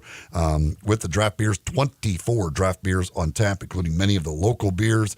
You can order online, pick it up at eastcoastwings.com. You can get it delivered with DoorDash. It's all at East Coast Wings and Grill, located just off Highway 64 on Kate Hyde Boulevard, which runs right between Lowe's and Walmart. East Coast Wings and Grill. All right, when we come back, it's the Tiger Basketball Report with Matt Dillon. Don't forget, we still have another pair of Grizzlies tickets to give away, plus 10 in a row. The game show that has swept the nation. You're tuned in to Sports 56 Mornings with Greg and Eli on Real Sports Talk, Sports 56, 98.5 FM. Broadcasting from the Family Leisure Studio, we are Sports 56 and 98.5 FM. Chris Price, it's so good to see you. And you have a new business? Yes, Dave. MetroBuildersMemphis.com. Have you noticed water stains on your ceiling? With storm season here, take a walk around your home or business and look up. Make sure there are no water stains signaling a leak prior to the heavy storms coming in. If you do see signs of water, call me. My team and I will come out, diagnose the problem, and prescribe a fix. Our team of Hague-certified inspectors are waiting to assist with any inspection or repairs you may need. We have 3 crews dedicated to repairing roofs in the Mid-South. As certified Owens Corning and Mule High dealers, we offer 20-year, no-dollar limit labor and material warranties that offer hassle-free ownership. That's our hassle-free ownership guarantee. Allow Metro Builders team of professionals to assist you in maintaining your property's integrity and value. MetroBuildersMemphis.com. Your local commercial roof experts. Ask about our commercial roof maintenance agreements. Protect your investment with MetroBuildersMemphis.com. Call me. 901-375-1717. That's 901-375-1717. 375-1717. 1717. Get ready for the live tennis event of the year, the Netflix Slam, on March 3rd at 12:30 p.m. Pacific. Join 22-time Grand Slam champion and tennis legend Rafael Nadal as he takes on world number 2, Carlos Alcaraz, and witness a tennis showdown like never before. This live Netflix sports event promises unparalleled tennis action, so don't miss the thrill. Mark your calendars for March 3rd, 12:30 p.m. Pacific. It's Game, Set, Match on Netflix. Hey, what's up, everybody? This is your buddy Johnny Radio. I'm here with Mark, the owner of Dyer's, out in Collierville's historic town square, where they've been cooking up them burgers since 1912, the old-fashioned way. Mark, what's going on in life? I see you got your 4 kids with you. What do they love about Dyer's? Man, they love everything about Dyer's. They love all the great food that we serve, and they really like eating our good food and watching some of their favorite sports. Braden, what do you like at Dyer's? I like a bacon burger with fries, a milkshake, and with a Tigers game in the background. Carter, who's your favorite football team? The Carolina Panthers, and just with some macaroni with that sounds amazing. My man Beckham, what's your favorite food over at Dyer's? We like the double cheeseballs. Kinley, what is your favorite dish over at Dyer's? Daddy's cheeseburgers and the Dallas Cowboys game in the background. Just remember, everybody, bring your family, bring your friends, bring your team out and eat at our place. So head on over to Dyer's in Collierville's historic town square. eBay Motors is here for the ride. 120,000 miles of night drives, daily commutes, and who knows how many. Are we there yet? Through countless fixes, elbow grease, and a new radiator, you kept your ride alive. With eBay Motors, you have over 122 million parts to keep it running. And with eBay Guaranteed Fit, they'll be the perfect fit every time. Plus, at these prices, well, we're burning rubber, not cash. Keep your ride or die alive at ebaymotors.com. Eligible items only. Exclusions apply. At Jason's Deli, when you're dining in or picking up curbside, you can expect wholesome food and no surprises, just delicious sandwiches, crisp salads, and quick quality meals made with the freshest ingredients and no artificial trans fats, MSG, high fructose corn syrup, or artificial colors and dyes. Around here, a lot of thought goes into what we put into our food and what we take out of it, because you're not just taking a bite, you're getting a taste of who we are. New items are constantly being created to expand our menu for all tastes and special diets with vegan and gluten-free options available. Convenience and on-time delivery you can count on. It's just a click away at jasonsdeli.com, so whether you need to feed 5 people or 5,000, the team at Jason's Deli, they have the credentials and the commitment to keep you satisfied. Freshness is nearby at Jason's Deli with locations at Ridgeway in the Park Place Center, Poplar and Highland, Germantown Road in Cordova, and on Goodman Road in Olive Branch. Jason's Deli. It's wholesome food and no surprises. Memphis basketball takes on rival UAB Sunday at 4:30. Arrive early as we celebrate our seniors before the game and wear blue. Don't miss the final home game of the year. March is on the horizon, and we need you bringing the energy to FedEx Forum. Don't miss out on the game against renewed conference rival UAB this Sunday. Purchase your tickets today at GoTigersGo.com/tickets. See you there and wear blue. Sports 56 traffic. Good morning. Still see heavy traffic over here on 40 westbound, just past Covington Pike. They're out here with these power lines that were knocked down earlier at Perkins and Knight Arnold. From the looks of it, power company could be out here for a while longer as it starts to build even more now on 240 west, passing Sam Cooper, trying to get up to Walnut Grove. Hey, Weimer's Jewelry, 7525 Highway 64 is your full-service, family-owned jewelry store right here in Memphis. I'm Commander Chuck with your on-time traffic.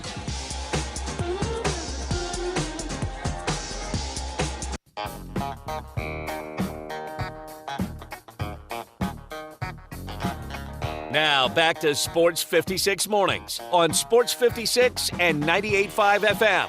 This hour is brought to you by James Gaddis Jewelers. Don't you just love it? Here once again, Greg Gaston and Eli Savoy.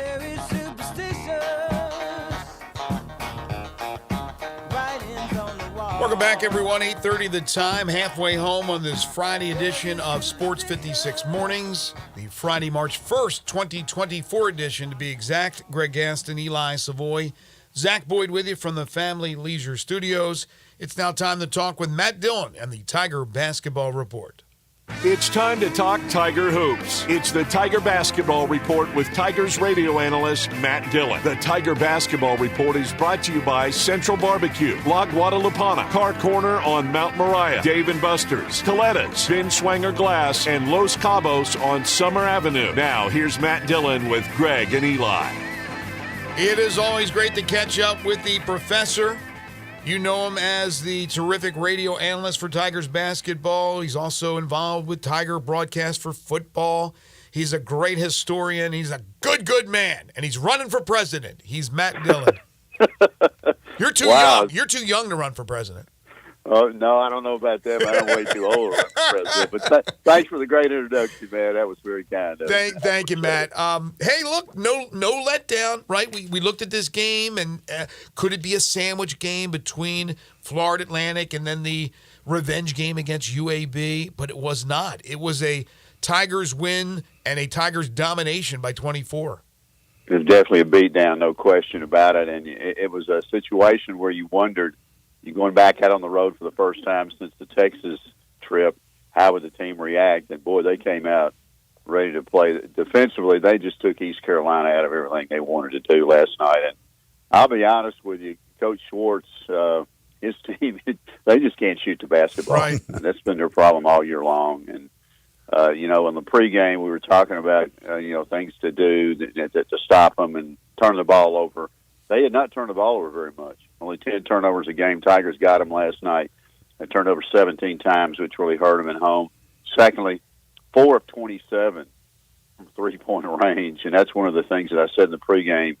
I know they're not a great shooting team, but teams this year have stepped up to the three-point line against the Tigers at very inopportune times. So, if they come out and hit 3-4 threes and got really going, we'd got the crowd in and everything, but really complete actually beat down last night. A very impressive performance by the Tigers. How many fans were actually there last night, by the way? It was probably 3,500. There was that many. To seat 8,000, yeah. I don't know. They were there early, and then they started leaving pretty quick. So, maybe that's not a fair estimate, I guess. I'm trying to see what they put. They announced 4,900. When I was watching the game, I thought it was friends and family night. It looked like many people there at all, but so 3,500. And I know there were some Tiger fans there, but that's there were a few there. Yes, absolutely. Some people flew up, but yeah, it's a funny situation. That place holds 8,000. They got a little thing on the wall that says 8,000. I guess we'll take the word at it. So anyway, but Greg's been there a number of times as well. It's a small place, and it's real tight, and they're close to you. But the fans, they just kind of sit there other than the students. They haven't been good in so long, guys, to be honest with you. They have been the NCAA tournament twice in their history. So there's not a lot of basketball tradition there. Now, what's so surprising about it, you come into that campus, baseball stadium is fantastic, a great baseball program. Yep. Football program has been good most of the time. Great stadium. Basketball, they just don't seem to me to put a lot of money in basketball, and it's obvious. And Matt, they're the type of games, or at least the type of arenas that sometimes can backfire on a team. Sometimes you like the atmosphere, you want the fans. Sometimes you even play better when fans are getting on your case. But when there's not an atmosphere, sometimes remember the old Hofheinz before Kelvin Sampson went to Houston, and after Phi Slamma Jamma, they had those lean years. There was nobody there. It was dark. It was quiet to a certain extent, and it's tough to get up for those type of games. Minji's the same really type of thing, right? You have to generate your own enthusiasm. That's the thing I wanted to see last night. That crowd really never got into it. The Tigers jumped on them so quick. They never led in the game. They tied one time at 2, and that was it, and they never led in the game. And I was going to see, how this team would react. And I tell you, they looked pretty unified on that bench, to be honest with you. I was really impressed. Everybody was clapping for each other, and everybody, was ready to go in and do what they had to do. And everybody contributed last night, which was very good to see. It's just funny to me because here you say 3,500 people were there, actually there, that and it looks like there's nobody there. That I think that's more that can even be at a Florida Atlantic game. Right. I know, that's crazy, isn't it? Yeah, think about that. If it's full there, it's not 3,500. So that's going to be an entirely different animal coming up. Obviously, that's a big game down there. But first, you got to get by UAB, and this is an interesting situation because the tiebreaker stuff is going to come into effect. How the Tigers finish, no question. Now, one thing about UAB, and a lot of people probably don't realize, they have a win over the league champion USF, and that is a big step in the tiebreaker situation because you go back up to the top to see how you did against the teams above you. So it should be interesting. Their loss at home the other night to Wichita State, that's a bad loss because if they win that game, they were going to be in a great position because of that tiebreaker situation. But now they've put themselves, having to play Memphis and having to play SMU yet, where they could drop out of it and not have a chance to worry about tiebreakers. Bad loss. Yeah, no question about it. They've been bad at home the last couple of times. When you think about it, they lost to Rice and Wichita State at home. So that's interesting. I don't know. This team is a funny team, UAB. They're searching right now for some identity. They kind of changed their lineup a little bit from the first game. So it's going to be very interesting when they come in here. But I will say this about this game, and one thing I'm really kind of not worried about, but one thing's got to be corrected is offensive rebounding because they are third in the league and 21st in NCAA in offensive rebounds. And that's what they do very well, and that's been a little bit of a problem at times for the Tigers. And even last night, East Carolina couldn't do anything with it. They got some offensive rebounds last night, as bad as they played. When you look at their total, they got 19 offensive rebounds and only got a few points out of it. For East Carolina, there's always plenty of offensive rebounds available because there's going to be a lot of missed shots. Yeah, they know where their missed shot is going, so they get there first. If you miss 60 shots a game, you better rebound some of them. But your point, it's amazing. You're going to get a lot of opportunities. There's no question. Rebounds, but UAB's a team that's got some power inside, so it's kind of worrisome a little bit. But if the Tigers come out and play defense like they did last night, they're going to be in pretty good shape, I think, on Sunday. Well, to your point, it has been an issue throughout most of the season. They have communicated on defense incredibly well over the last few games, the best it has been in a long, long time. Is it a coincidence, or is there something to it that Malcolm's not in there, with all due respect to Malcolm? It just seems like there's more space offensively to get inside, to move in and out, and defensively, they just seem to be communicating a lot better. I'm not throwing this all on Malco. Maybe it's just a coincidence. What do you think? Yeah, I think that's part of it, because now Tomlin is playing so well. And I'll be honest with you, he's really gotten comfortable. You could tell a big difference in him recently. And I talked to him after the game a little bit. I said, "You're really comfortable, aren't you?" He goes, "Yeah, I'm really into it now." And he's starting to play pretty good defense as well. And then he gives you that third guy. He's mobile. He can do a lot of things on the perimeter that obviously that Malcolm can't. He's a different type player. And I think the rotations got cut down a little bit as well. Now, I think when you look at last night, Jordan Brown, again, he's got to play a little bit better than I think he did last night. He's still a little bit rusty, maybe.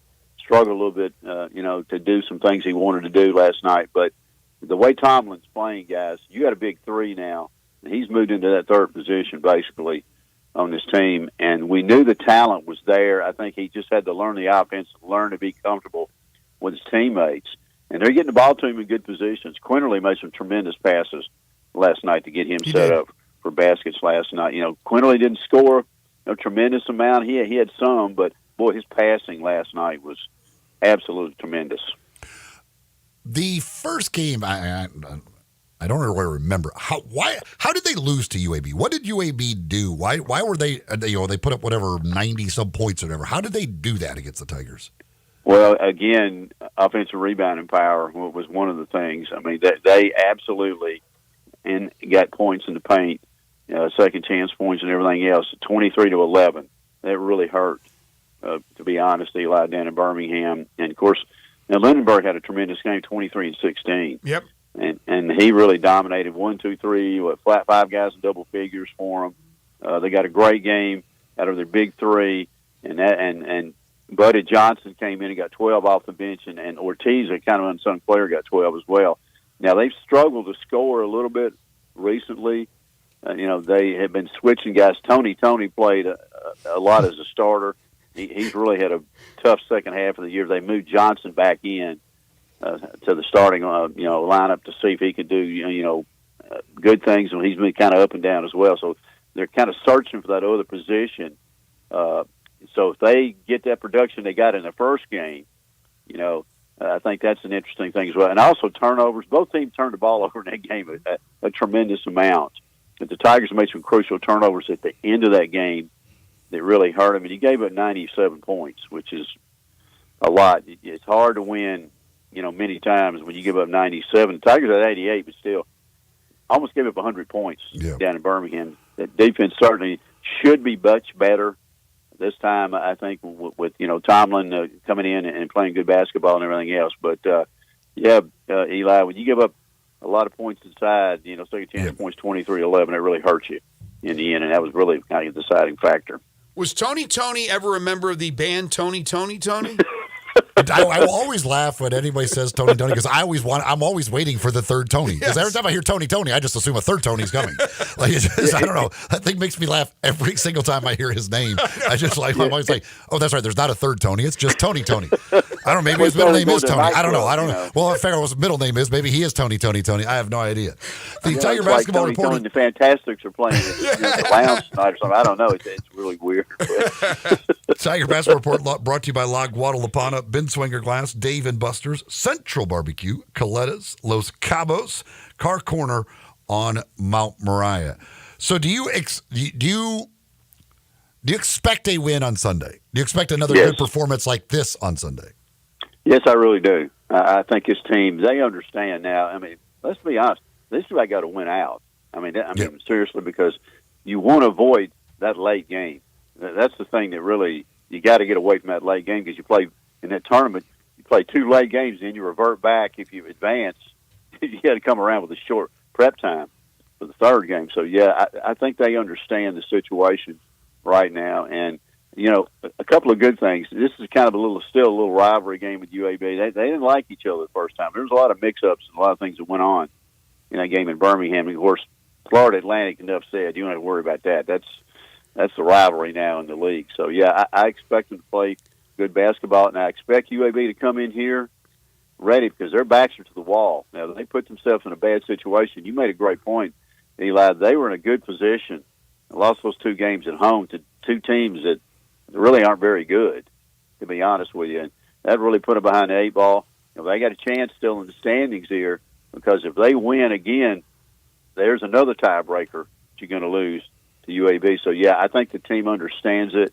But they seem a little bit more unified. There was a sense last night that they were kind of got this thing back together, and it's really good to see that. Everybody was up, into the game and everything else, and I think that was a very good sign for UAB to come in here. They're going to be maybe facing a hard road against the Tigers, and it's going to Senior Day too. 5 guys are going to walk. Who's going to walk? That's an interesting thing. Who's walking, as Matt? well? So who's walking? Do you know? They said 5's the number. They didn't say the names. I guess we can guess on here. You can probably see. I'm sure that probably maybe includes Jones. I just see. You can always come back, so it really doesn't. Some guys have, a couple, 3 senior nights. Dandridge already walked last year, I think. So who would? You have Jourdain already telling Wolo that he's coming back. He's coming back. Of course, he's got another year anyway. So So who would it be? So it would be Quinterly. Jones, although Jones could come back, I don't think he will. He could come back. Jaden, obviously. Jaden. So Jaden's done. Jordan Brown. I'm trying to go down the list here. Dandridge, obviously. So he walks again. Didn't he walk last year? I think so. It's so hard to remember, guys. It's hard to remember. He walked one year to the next. The whole COVID thing and the extra year and all that screwed up. Right. Let me ask you this though, Matt. Malcolm Dandridge. Has Penny said anything more to you guys? Have you heard anything more about this investigation by the school, which is now going to be going on a week? No. The only thing he's told us is basically what he's told everybody else. It says, I'm waiting to see what the school says, and he has not really said much more about it. Really hasn't really gone into it in any depth to us at all. So sometimes he'll, kind of mention casually things to us, but he's not mentioned anything about that at all. So it's going to be interesting to see will he be back? I mean, how long is this thing going to go on? You don't know.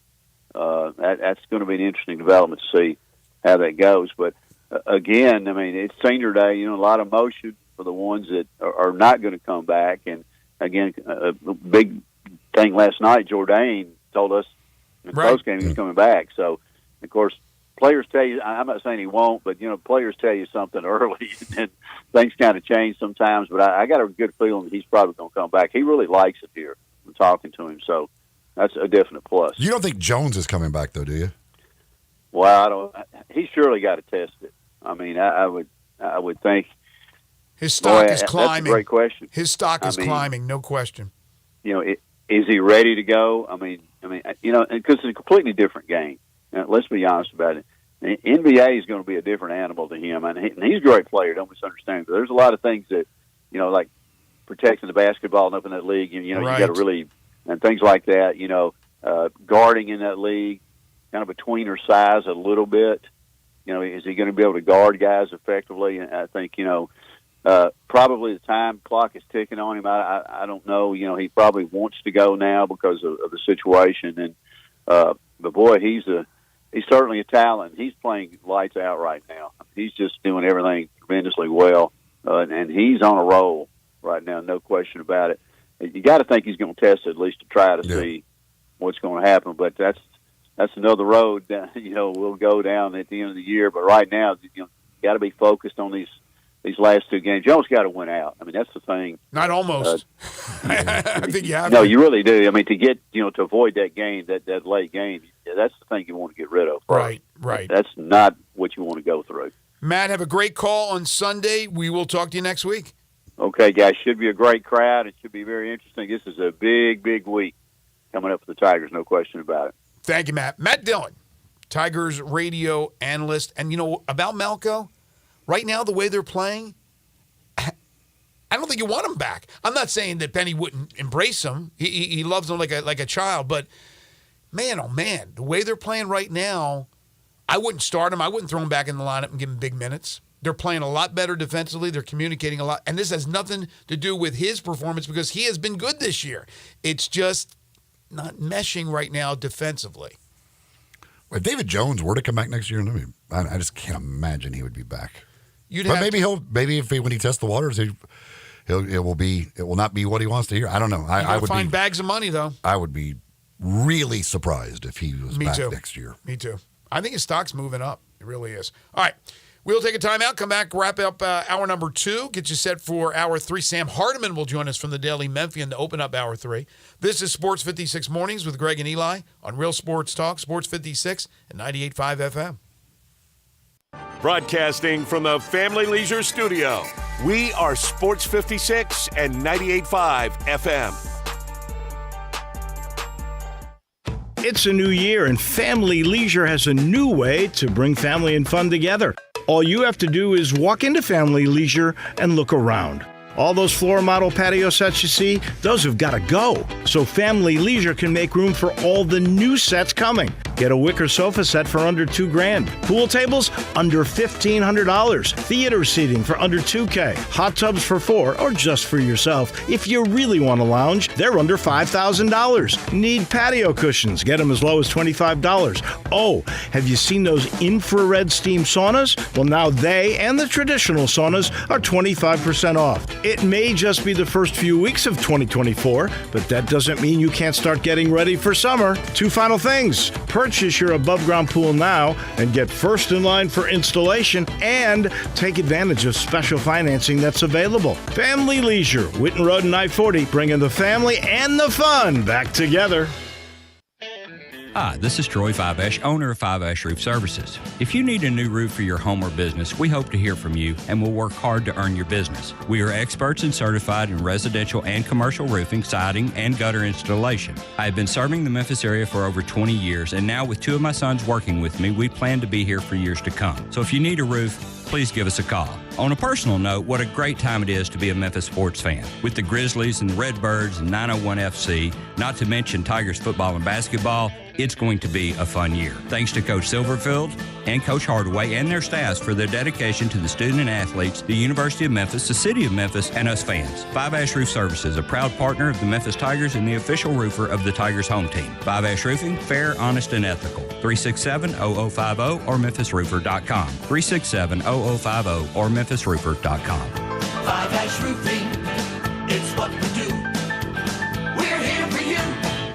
Spring is in the air, and so are the savings at Choate's Air Conditioning, Heating, and Plumbing. Hi, this is Lauren Choate. As we welcome clearer skies and brighter days, it's the perfect time to clear up something else, your home's air quality. Right now, for a limited time only, get a free dryer vent cleaning with every air duct cleaning service. Did you know that cleaning your air ducts can not only improve your home's air quality, but also increase your HVAC system's efficiency? Well, it's not just about efficiency. It's about safety and reducing the risk of dryer fires significantly. With Choate's expert technicians, you can rest assured that your air ducts and dryer vent will be cleaned thoroughly, leaving your home safer in your air fresher. All it takes to breathe easier and save, just one call to Choate's. But hurry, this offer won't last forever. Schedule your air duct cleaning service today. Give us a call at 347-8086 or visit us online, choateshvac.com. Choates, let our family serve your family. When the weather gets better, I found a new place to really soak it in. It's the patio at the Commissary in Collierville. We all love the delicious Memphis-style barbecues. You can begin your barbecue fest with some great appetizers like the cheese plate or the tamales or the barbecue nachos. Oh, those smoked chicken wings, they're terrific too. Then dig into the ribs or the barbecue shoulder. Get it chopped or pulled on a sandwich. A big sandwich, or you can get it on a plate. You've got choice. And you've got choice in places. Don't forget the Germantown Commissary as well. Comes with beans and slaw, deviled eggs they're famous for. And Brad, you can even order by the pound, a 6-pack or an 8-pack or even a 12-pack. The Boss Man salad, the chicken plate, the barbecue shrimp. There's something for everybody, and those great desserts. The best icebox lemon pie anywhere. Or my favorite, the banana pudding. Check out the patio, TVs for sports, and music on the weekends. You love the Commissary.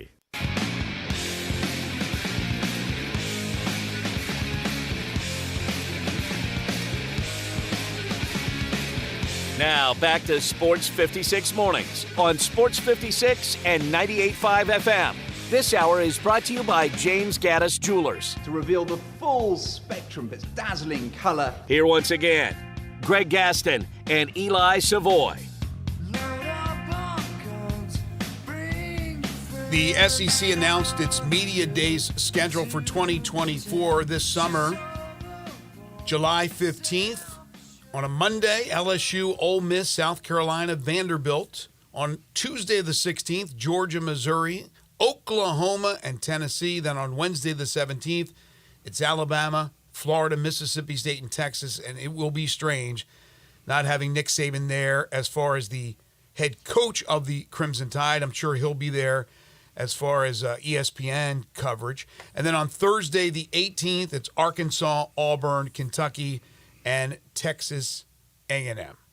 So Texas and Oklahoma making their first appearances in SEC Media Days. Yesterday, we were talking about Caitlin Clark and whether or not she would stay in the NIL money or go to the WNBA. Very interesting. We were talking about that yesterday. And then yesterday afternoon, she announces that she has declared for the WNBA draft. And the number one pick belongs to Indiana. She plays for Iowa. It's not Indiana, but it's not far. And she will go number one, undoubtedly. No other choices. Second straight number one pick, I think, for Indiana. You know, I bet you if you ask whoever, I don't know who the GM is, what is it, the Indiana Fever? It is the Fever. I don't know who the GM is, but you probably right now you would say, you got the number one pick. You're taking Caitlin Clark. They'd probably say like, well, you know, we're going to look at all the different. Shut up. You know who you're taking. Just like the Bears right now. Be quiet. We know you're taking Caleb, even though that one's not a slam dunk as much as Caitlin Clark is. The NFL is exploring optical tracking to potentially replace the chain gang. Finally get into the 21st century. I mean, The USFL used it, for goodness sake. Like it's amazing to me that the USFL was using it. And I don't know. I assume the UFL is going to be using it, but I don't know that. But the idea that the USFL did it, but the NFL has not done it yet is amazing. Yeah, you would think. I mean, it's unbelievable technology. I would think that the UFL would carry it over, but he also didn't decide to carry over the kickoff that we had in the USFL. Right? They're going with the XFL kickoff? No, they're doing the USFL kickoff. They're going with the USFL, which is, remind me which one it is? And I think it's the XFL is the one I liked. The USFL is just pretty much a normal kickoff. That's a little bit about where, but you're kicking for the 20, so there's a lot of returns. The XFL was the one where you couldn't begin. You were like... Couldn't move until the guy caught it, which is stupid to my opinion. No. I like that one. You were having kickoffs. You just weren't having the big, giant collisions, which they've been trying to avoid. Go ahead. So the Indiana Fever, just to kind of piggyback on your question there, the GM is Lynn Dunn. For the Fever. Okay. And the head coach for the Fever is Christy Sides, because she used to go to Ole Miss at some point. Oh, really?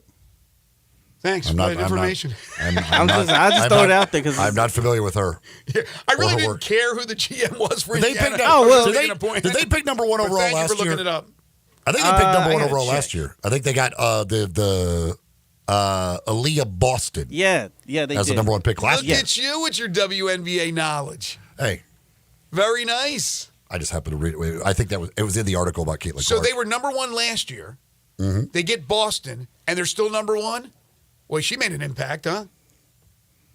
Still the worst record in the WNBA after getting the number 1. They might have been tanking for Clark. Tanking for Clark. Tanking for Caitlin.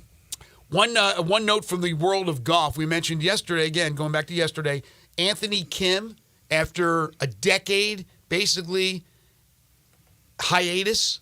I don't know if you want to call it a hiatus because he was never going to attempt to come back to play golf after all the injuries and the whole deal with his insurance and the back and the lawsuit. And well, he came back yesterday and he played in the first round of the LIV event in Saudi Arabia, and he shot a 6 over 76. So I don't know what the expectations were, but at one time Anthony Kim was a stud and one of the next stars on the PGA Tour. If you don't know his story, read about him. But he's come out of hibernation to play again. His first round, not so good. It included a shank. So, it just goes to show you every once in a while, even the pros, even guys who've, been around the game but have been out of it for a while, will shank a shot every once in a while. All right, when we come back, hour number 3, Sam Hardiman joins us from the Daily Memphi, and I promise we'll get to your calls and texts on the Tigers, but we can't do that until a little bit later on in the show. And then we'll have 10 in a row, the game show that has swept the nation, give you a chance to win a great prize package. Also, we're giving you a chance to win another pair of tickets to the Grizzlies and the Portland Trailblazers, their game tomorrow night. They play them tonight, but their game tomorrow night, we got tickets for you later on in hour 3. This is Sports 56 Mornings with Greg and Eli on Real Sports Talk, Sports 56 and 98.5 FM.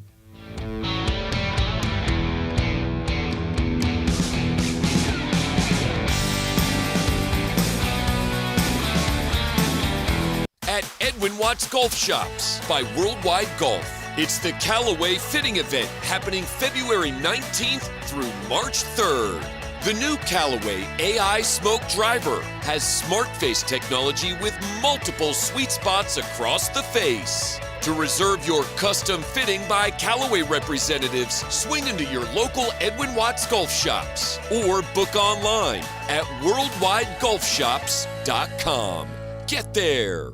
They're taking care of beerness in Memphis right on the river with Grind City Brewing and all of their great products. Look, this was a dream come true for a father and son duo. And if you have not been to that brewery right on the river, just to the north of downtown, you're really missing something special. And now you can't miss their products. Wherever you go, you see a brand new label. It's clean, it's beautiful, it's distinctive. You'll know Grind City Brewing, and of course you know their products like Poppy's Pills, that great Pilsner, or Tiger Tail, that very creative craft malt liquor. There's the new Thaddeus Amber Lager. That is absolutely a great light beer. There's the India Pale called Godhopper. It's outstanding. And then there's the Belga, the Belgian-style wheat ale. They keep bringing hits at Grind City Brewing. KFC's new Smashed Potato Bowl is out here looking like an absolute snack. For just $3.49, you get crispy secret recipe fries topped with creamy mashed potatoes, cheese sauce, bacon crumbles, and even more melty cheese. If you're looking to smash your hunger, grab KFC's new Smashed Potato Bowl for just $3.49. For a little extra, add nuggets to the mix. It's finger-licking good. Prices and participation may vary. Tax, tip, and fees extra. Do you know one of the best things you can do for your employees or family's health? Provide Arctic Clear bottled water. Arctic Clear bottled water is your locally owned and operated bottled water provider. Arctic Clear is 100% natural spring water with free delivery and setup, dependable service, and no long-term contracts. What an easy choice. Call Jeff Manus today, 901-382-2363, or visit arctic-clear.com. Arctic Clear bottled water. Call now, 382-2363. That's 382-2363. Ole Miss Rebel Yell is back. The Rebel Yell Hotline Radio Show is back on WHBQ Sports 56 and 98.5 FM. Every Monday night at 6, hear the latest news on your Ole Miss Rebels with Yancey Porter with 24/7 Sports, former Ole Miss defensive tackle Mike Fitzsimmons, Gordon Ford covering SEC Sports Call, and former Ole Miss baseball announcer Gary Darby. From kickoff to free throw to extra innings, your Ole Miss Sports on the Rebel Yell Hotline Show right here Monday night at 6 on Sports 56, 560 AM and 98.5 FM. Your Mid-South Sports Station. Sports 56 traffic brought to you by Curfew. Enjoy the ultimate dining experience at Curfew with specials every night. Mississippi Monday, Tuesday Ladies Night, Wing Wednesday, and Thursday Hotel Guest Appreciation Day. Curfew American Tavern Craft Cocktails, your new destination. 164 Union Avenue, main floor of the Canopy Hotel. Sports 56 traffic. Good morning. It's been a mess out here this morning. Earlier, we had a car hit a power pole and knocked it down there at Perkins and Knight. Arnold, they're going to be out here for a while on the scene of this situation. Don't forget now, tonight at 8 o'clock, they're closing the northbound lanes of Germantown Road at Wolf River Boulevard, just like they did last Friday night. There's still some volume over here right now on 40 West as you come past Sycamore View Road. Hey, 24/7 reliable crane and rigging services right here in Memphis. It's Tomahawk Crane and Rigging. They're online, tomahawkcrane.com. I'm Commander Chuck with your on-time traffic. We are Sports 56, WHBQ Memphis, and W253DF Memphis, Flynn Broadcasting Stations. Now back to Sports 56 Mornings. Good morning. On Sports 56 and 98.5 FM. Here once again, Greg Gaston and Eli Savoy. Welcome back, everyone. 9:03 the time. Final hour for us today. Final hour for us this week. Yes, we're going to be getting ready for the weekend in about an hour. You guys are just getting ready to start your Friday. But the weekend is upon us. Today, it's the start of March. March Madness is also upon us. It's the Friday, March 1st, 2024 edition of the program. Greg Gaston, Eli Savoy, Zach Boyd with you, broadcasting live from the Family Leisure Studios. Family Leisure, where family and fun come together. 2120 Whitten Road, just north of I-40. Currently 43 degrees. We're looking at a high of 54 today. Cloudy skies. I think the rain has passed through the area, got some overnight precipitation. 44 is the high, or make that the low for tonight. So not too bad, but we will have some patchy fog, so be careful driving around the area. Tomorrow looks to be pretty nice, nearing 70, partly sunny skies, and even better for your Sunday, 77 degrees under partly cloudy skies before the rain rolls in early next week. Stadiums.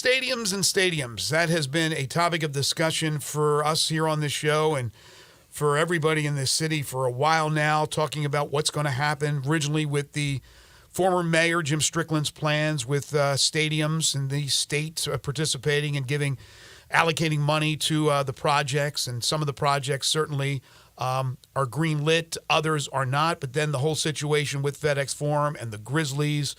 So it gets a little complicated. That's why I bring on a guy who's more intelligent than I am. He's a absolutely terrific writer for the Daily Memphian. He covers government and enterprise.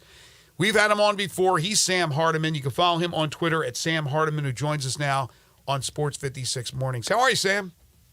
Greg, you're denigrating yourself and complimenting my intelligence. So it's very nice of you, but I don't know if that's true, man. Well, I think it is in a lot of areas because you are good at what you do, Sam, and we really appreciate you joining us. It gets a little complicated sometimes, and you decipher it nicely in your latest story at the Daily Memphian on FedEx Forum. We'll start there with that situation. So right now, are the Grizzlies set with their plan on what they exactly want to happen as far as renovations, and do they know the roundabout cost of what they need? I think that's a good question. I'm going to be like purposely vague in my answer here. I think that what we can safely say is that the Young administration, the Harris administration, because Shelby County is involved here, and the Grizzlies are looking at $500 million plus worth of work to FedEx Forum. Okay, I do not know enough to know, and I don't think very many people do, at least publicly, to how broad that scope of work is. Right, like blueprint wise, I don't have great ideas here. Okay.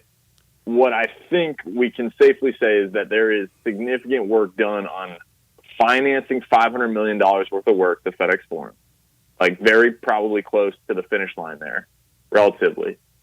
And it becomes, as you agree to that scope of work, right? Because of your local government, you're not doing that just out of the goodness of your heart. Is what does the second lease at FedEx Forum look like? Right? And I think that is more of where we are.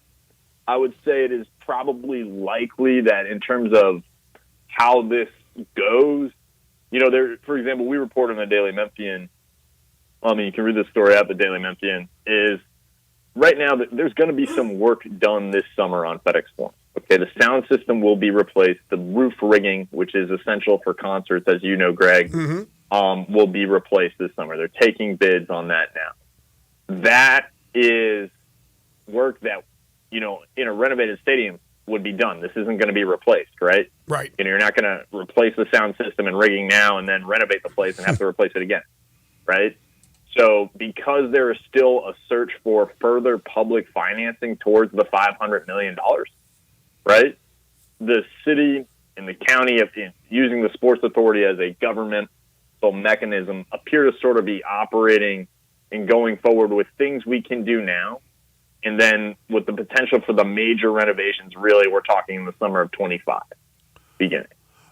Is there any chance of getting more money from the state? Yeah, so we reported that in my story, and there is hope for that, I would say. Last year in the General Assembly, the Strickland administration, because it was Memphis Mayor Jim Strickland at the time, asking for this money, got almost all of what they wanted from the state of Tennessee. What they did not get at the time was the ability to raise local hotel motel tax, be the cities in this case, 1%. City and county that combined 1%, I believe. And that would allow for further taxpayer revenue here to go to this project. That last year didn't get anywhere. They faced some deadlines coming up this week. If a caption bill, essentially there are dummy bills, if you think about this at the legislature, that have words in them that aren't going to be what actually the words of the law when it's introduced and voted on is going to be. And so when you're seeking things at the legislature, you sort of have, you're working with a member of the General Assembly who has a dummy bill, a caption bill is what they're called. And then at the last minute, that thing gets amended and what you're really seeking becomes clear. And so they face kind of a key deadline this upcoming week of whether or not they're going to move forward on one of their caption bills, a couple of their different caption bills that they could ask for this on. But it really depends, I think, if they think that's a viable option. Otherwise, they're going to have to look elsewhere maybe locally or maybe some other revenue sources. Yeah. So, but if it's money, so you're talking if it's money from the state, it's going to be through this. It's not like the state gave it that $350 million. So, no more of just here's a chunk of money. No, absolutely, probably not. Right. Okay. It was not in the governor's budget. It doesn't appear that it's going to be added through the legislature to the budget. Like last year, people, really have to understand, like $350 million from the state of Tennessee in cash. This wasn't an ability to borrow. It was cash that is generating interest at the tune of $1 million a month in a city bank account right now, right? Which is not insignificant.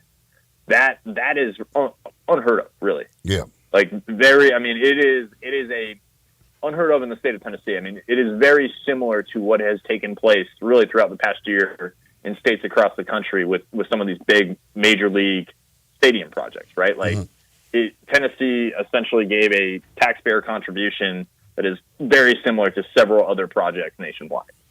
And that's what you're looking at from the state. And the state also passed a bunch of laws last year that enable the revenue streams that pay the current FedEx Forum's debt to be carried forward into the 2050s. That would also pay for FedEx Forum renovation. So we're really talking about it to help people conceptualize it. And I'm sorry for getting so deep in the weeds here, but we're talking about like how to find essentially $500 million when you're maybe around in the high fours right now. Like that's what we're really talking about. We're talking about a very small gap. Yeah. If anything, today I've learned what a caption bill is from Sam. So I got that going for myself. I don't know how that's happening. Sorry. All right, so the new mayor, Mayor Paul Young, who's still getting his feet wet, and boy, I like what he's doing so far early in his tenure. But he had some things to say about the situation, and you have that in your story about this. So Paul, it doesn't seem like he is phased too much, that he thinks everything will be fine in the end, correct? Yeah, I mean, the mayor is very like calm and cool, I would say. Mayor Young, that's like his demeanor, and when I asked him, he wasn't incredibly eager to talk about it because like they have tried to play this pretty low key. Both administrations, the Strickland administration, now the Young administration. But he answered the questions, very honestly, I thought, and he doesn't seem. This is his background. He was the CEO of the Downtown Memphis Commission, right? And so he has worked on very large deals, that involve a significant amount of public financing before, and so he's very comfortable with that. And I think he has come to it with different eyes than the Strickland administration did, which did almost a lot of the work to get this really to the where we are today, right? And so I think because just as humans, because all that work that there was a lot more, I think, urgency and coming into this, and right now, like I think all parties are sort of looking at this with this could be a long haul, it could be, but we're going to kind of diligently work at it. And I think that's the sort of change because you no longer have the end of an administration, staring you down. And obviously you talk about him and and then you got Jason Wexler with the Grizzlies, who certainly has a background in these types of projects and stuff like that too. But is it your belief or understanding? You said that would be the work. They're doing that rigging, the sound system, all that stuff here, but the other stuff would be, I guess, after next season. Yeah, that's most likely, right? Like one of the things people got to keep in mind to get back in the financial weeds here is you're going to have to issue bonds for this project at some point. You're going to have to actually issue debt, and those funding streams that passed last year and any other ones you get will pay that debt. And so the city at this point is not really in a position to issue debt, or the county, the sports authority, they're not at the place where they're ready to do that. So you can't really close on it would be difficult to close on a large construction loan, work, without having showing the means. And you have cash on hand from the state, but to get before in the weeds, it really it sort of has elongated the process. Everything that has gone on in the past year in terms of the search for money, the Smith family stepping up and sort of breaking that logjam, right? Because that took all of 2023, it really sort of changed the timeline from really starting heavy work in 2024 at FedEx Forum to really probably 2025. Well, that's just the way it's changed. Yeah, the original plan was to try and do it this coming summer, right? Right. Because you look at the FedEx Forum calendar of events, you'll notice there is a massive gap this summer. They have nothing scheduled for June, July, August, September right now. They're going to have to start FedEx scheduling. Forum. They're going to have to start scheduling if this thing's going to be delayed. And, speaking of delays, and I know you've also written about the situation at Simmons Bank Liberty Stadium, and right now it's kind of a waiting situation for everybody because they have not broke ground or there's no bulldozers or dump trucks or anything over there yet. We know that they are trying, and I'm talking about the University of Memphis, is trying to match that $50 million gift from the Smith family. They are fundraising, and they feel confident they'll do so, but wanting to do so and thinking they'll do so and doing so are different things. Now, as far as starting that renovation, not knowing with the exact amount of money that they will have, Sam, is that going to be a problem, or are they going to be able to do it? And are you hearing, is it going to be anytime soon? Because originally it was supposed to be ready to go and completed by the start of the 25 college football season. And now, according to Laird Veach, who was on with us, I don't know, several weeks ago, saying that it will absolutely go into that season. Yeah, so first, I just want to address delays of both, like the perception of delays of both. I think, absolutely, given timelines that we earlier had, we can call these things delayed, right? Mm-hmm. Both of these projects delayed, but I would also caution anyone thinking about them of oh, it's delayed, it's being botched.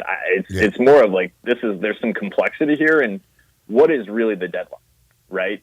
The Grizzlies lease is up at the end of 28-29, right? We're still very far away from that. And with the U of M, what is the actual deadline, right? There really isn't one that I've heard enunciated to me. You want to do things fast because you want to have a full revenue at a renovated football stadium as soon as possible. Definitely, right. But at the same time, these are complicated things, and these two projects we're talking about were coupled for a long time. They're finally decoupled, and so that now they can actually move ahead. It really seems, and so. I don't know where they are on the fundraising. That's not really my, bailiwick of reporting. What I can tell you today is the University of Memphis, and you'll see a short story on the Daily Memphian shortly about this. University of Memphis doesn't actually own the stadium. It cleared the Memphis City Council in January, but essentially lawyers from the city and the U of M are still going back and forth here. And that's not uncommon. This is two governments, respectfully, doing business with one another. It's not exactly going to be fast. And so, and at the same time, to your point, Greg, they have to raise this money. And so, what I would say is we're just sort of in this holding pattern of really big construction projects taking a long time. Mm-hmm. And I think probably listeners and fans probably kind of get ready for that. Mentally, this isn't going to be super duper smooth. Well, let me say this: as long as it gets done. Delays happen in life. That's fine as long as it gets done. But I do remember this, Sam, and it was on one of your stories when you were talking about the stadium, Simmons Bank Liberty Stadium.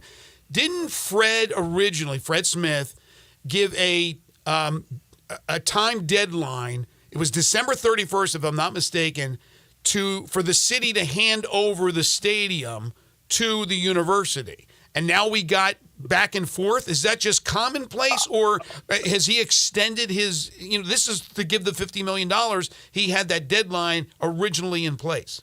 I don't have any reporting at this time that indicates, I think that deadline, we reported it at the time, but I think that deadline, pretty quickly, moved. Right. It seems because of the fluidity of the passage and process, right?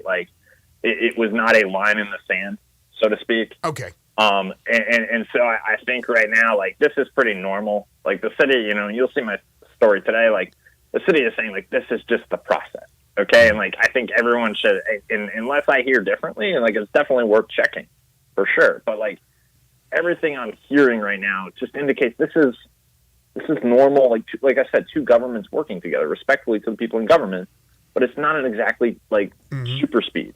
and that's not because people aren't doing their jobs. They just also have the University of Memphis' case, it's a school to run, and in the city's case, it's the city to run. It's very important. And this is something I'm not trying to belittle the stadium projects here because they are very important to this community. But we're talking about sports stadiums, right? Yeah. There's a lot of other stuff that the University of Memphis is doing, and a lot of the other stuff the city of Memphis has to do for citizens that, on a daily basis is more urgent, right? Absolutely. Well, and the other thing too is like you get one chance here. You don't want to screw that. Like you got to get this right. You're not going to turn around in 3 years and say, you know what? Yeah, we screwed up. We're going to do some of that stuff over again. Like you got to make sure you're getting all of this correct. And like I said, the bottom line is if it gets done, there's delays, that's fine. Grizzlies aren't going anywhere. That's great, right? That's all we care about is that they're happy. And the university's got their new renovated stadium, and if it takes a little bit longer than first thought, that's fine. The only reason I bring this up, Sam, is because originally they had said that there would be construction started as soon as the AutoZone Liberty Bowl game was done. Yeah. And here we are now in March. And I think, like, and I've said this elsewhere, but like saying it here, right, is like, remember all that was going on when they said construction was going to start, right? Mm-hmm. They didn't have the money yet. Right. At the time, it wasn't clear that there was a plan to actually give any money to the University of Memphis for Simmons Bank Liberty Stadium in the Strickland administration, right? Like, they were from my reporting, you can read this at the Daily Memphian, like, there were intensive negotiations going on about the procedure of this late into November, right? And there were days I was hearing as a reporter that, like, it wasn't going to go ahead in the Strickland years, okay? And so, like, there was this urgency from the University of Memphis that we need to go. And that was before they had, legal right to ownership of the property, which they have now. Right. And an agreement for the $120 million and a path to getting the rest, And so, like, that urgency was because of the political situation they were in, I would hazard to say. And now, like, to Eli's point, you actually only get to do this once, so you're going to do it right. Mm-hmm. And because you no longer, like, you legally have right to own the Liberty Bowl. You don't own it yet, right? I'm sorry for messing up the naming rights there. But, like, you don't own the thing yet, but you have legal right to it. You have legal right to $120 million in cash, right? You've had, a billionaire, pledge $50 million, and you're seeking $50 million more. Like, through the University of Memphis, you're actually in a very good situation, and just slow your feet, so to speak, if you're like you're playing sports, having good, solid footwork, to slow your feet on this, it makes a lot of sense. And I don't see a lot of alarm. I sound like such a company man. Simmons Bank, AutoZone. It's ingrained in my head to say those sponsors. He is Sam Hardiman, Daily Memphian government and enterprise reporter. What a terrific job he does. And he's got this new story he just talked about that'll be dropping soon at the Daily Memphian. Follow him on Twitter at Sam Hardiman. Always a pleasure, Sam. Thank you so much. Thanks, Greg. Take care. Take care. Folks, when it comes to guns, whether you're looking for a new gun maybe for self-defense, maybe for hunting, whatever, maybe you're looking for used guns, maybe you're trying to get rid of a gun. Well, the folks at Classic Arms, they will, of course, sell you guns. They've got new and they've got used guns. They will also buy and they will also trade guns. They do it all at Classic Arms. It is the place to go when it comes to guns, ammo, all of the accessories, all of the supplies, everything you need. Classic Arms has you taken care of. You can find them at 1740 Germantown Parkway. It's in the shopping center right behind the Corky's there on Germantown Parkway. You can also find them online and shop 24/7 at classicarmsofmemphis.com. They do free gun inspections. They'll do free gun appraisals as well.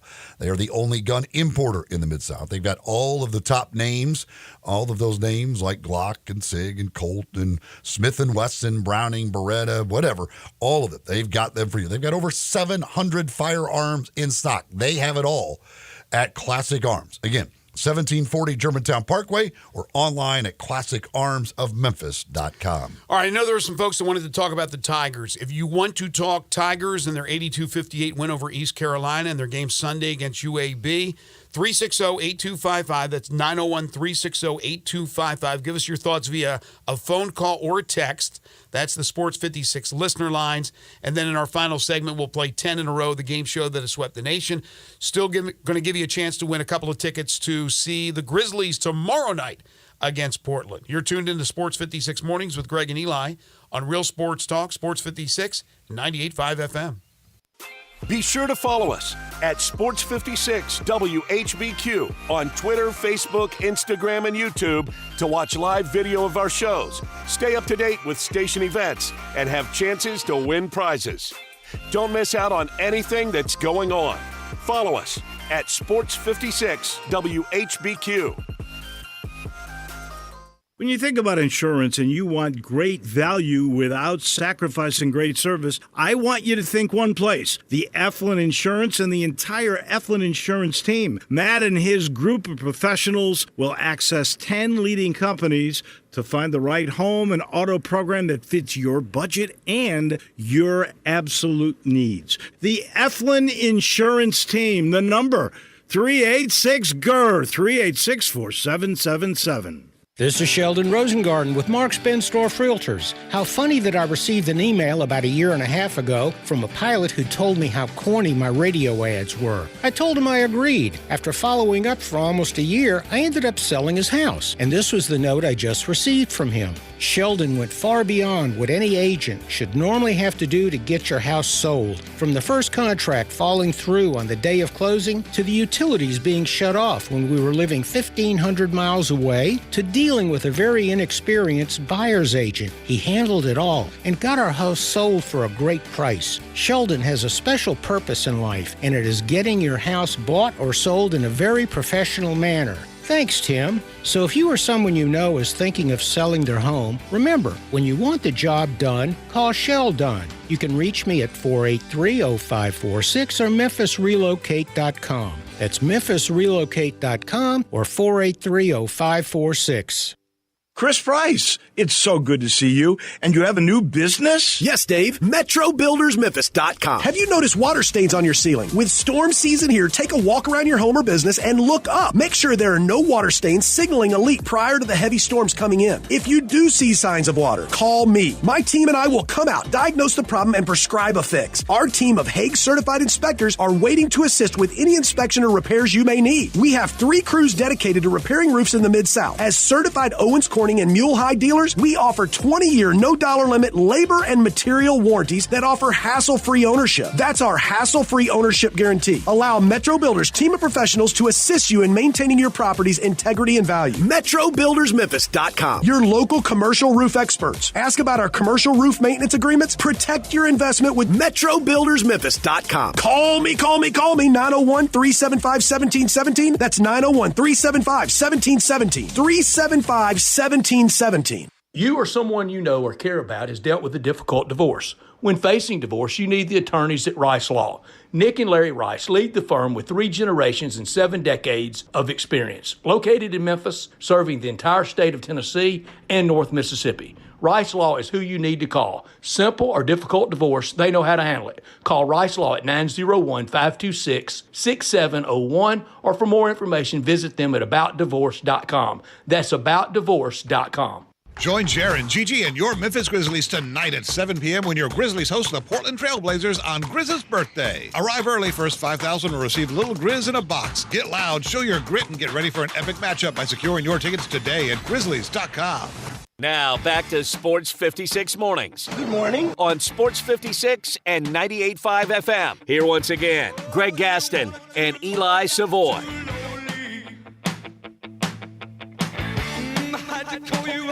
Welcome back, everyone. 9:28 is the time. We got 10 in a row coming up in just a few minutes, but right now we want to get back into some Tigers discussion. If you want to chime in, get your thoughts on the air, you can at 901-360-8255. I know we had some callers earlier that wanted to chime in, but we were busy with guests, and obviously we're not going to we're going to change that up. But when we have, open segments, certainly you're entitled. We'd love to hear from you at 360-8255. You can text in at that same number, 901-360-8255. All right, so the Tigers last night, as I mentioned earlier, with the win, they went from 81 to 72 in Ken Palm. They went from 79 to 72 in the net. So they take a fairly good jump from the net, from 7 spots in the net, for winning a game because it was on the road against a team in East Carolina that is, average to below average. They're not bad at home, and in the conference they were 500. But the Tigers, for the 3rd straight game, played extremely well, and especially on defense. Yeah, they gave up offensive rebounds. There were times that they had some bad passes in the first half. They were a little over anxious. But the fast break, for the most part, pushing it down the court, playing the way they wanted to play, which is speeding up East Carolina. It worked. I thought they communicated extremely well defensively on their switches. You saw guys switch over and take the open man. It wasn't like it's been in the past where guys have been absolutely wide open. And I brought it up with Matt Dillon for the Tiger Basketball Report, whether or not it's a coincidence or is there something to it that the defense and the communication with this team has been better without Malcolm Dandridge. Now, with Malcolm, you lose a big physical guy. And against UAB on Sunday and against Florida Atlantic next Saturday, as we know, with Golden going 9 for 9 in the game last Sunday, they need a guy like that. But if they don't have him, and right now I can't imagine that they will, although no information has been released yet on the situation with Malcolm Dandridge, I think that the team is flowing better without him, to be honest with you. Got a text from Ken. Says, congratulations to the Tigers. Penny has finally listened about the substitution, but he did look like he reverted back, and it scared the hell out of me. Love the game. If Penny would listen and could go far with this lineup, love the point guard Q. Well, we saw a couple of things. We saw the return of Jalen Young, who played a little bit, and we saw Jordan Brown. Jordan Brown, one of the biggest mysteries in college basketball this season. The whole deal, obviously leaving the team, coming back to the team, that just added to the drama. But a guy whose credentials were amazing, and that's why Memphis went out and got Jordan Brown. At Arizona first, then Louisiana, the accolades that came along with his play. You watch him play and you wonder, is he out of shape? I mean, it looks like he can't jump over a phone book. He missed several bunnies in the game last night, but then again, he also had on a brilliant pass from, I don't know if it was Quinterly or actually Jourdain, it might have been Quinterly, on that bounce pass down the middle where he dunked towards the end of the game. He had a little fall away shot in the lane that went, but he missed a couple of bunnies at the rim. He only had one rebound. He didn't play a ton of minutes, but if Jordan Brown can give you 8 minutes off the bench and play a little bit more physical, but that doesn't seem to be in his DNA, that he can play physical ball. If he can, as big as he is, as massive as he is, that's going to help the Tigers Sunday, next Saturday, in the conference tournament, and who knows, if they make the NCAA tournament, playing a big team, that will help, especially if you don't get Malco back. But to the point of the texter, yeah, I mean, there was only 2 guys off the bench last night that played double-digit minutes. You had Jones and Quinterly, who played Jones nearly 35 minutes, Quinterly over 34 minutes, Tomlin played over 30 minutes. So, yes, Penny has done a much better job of limiting the rotation here in recent games, and that obviously is a blowout victory last night. Drew says FAU is winless when Golden scores 20 or more. You can let him get his. That he also throws in that Jordan Brown is the worst basketball player I have ever seen. Wow. That's a bold statement. Underwhelming is a statement that I will use. I'm going to guess you've seen worse basketball players. Yes. I'm just assuming. I will assume that you have seen worse basketball players. But yeah, the minutes, look, Penny, he understands where his bread is buttered. So he's got to roll with these guys. And he needs to roll with these guys. But also, really nice to see this added bonus of Joe Cooper. He had a couple of bad passes. He had a couple of turnovers. But some really nice passes. He goes in and rebounds. Joe Cooper is perfect to give JQ a spell, a little bit of rest on the bench, and then get him back in. So it's nice to see Cooper, especially with Jalen Young being out, but then Young returned yesterday. On the point about Florida Atlantic, that is not completely accurate. But it is interesting when you look at it. But they did win, for instance, the SMU game that they won right before the Memphis game last week. Golden scored 21 in that game, and they won. He also had 20 in the Wichita State game they won. But if you do look at it, their last two losses, the Memphis game and the South Florida game, he had 22 and 23. When they lost to Florida Gulf Coast, he had 21 in that one. When they lost to Illinois, he had 23 in that one. So they have 4 losses. They are 2-4 on the season when he scores 20 or more.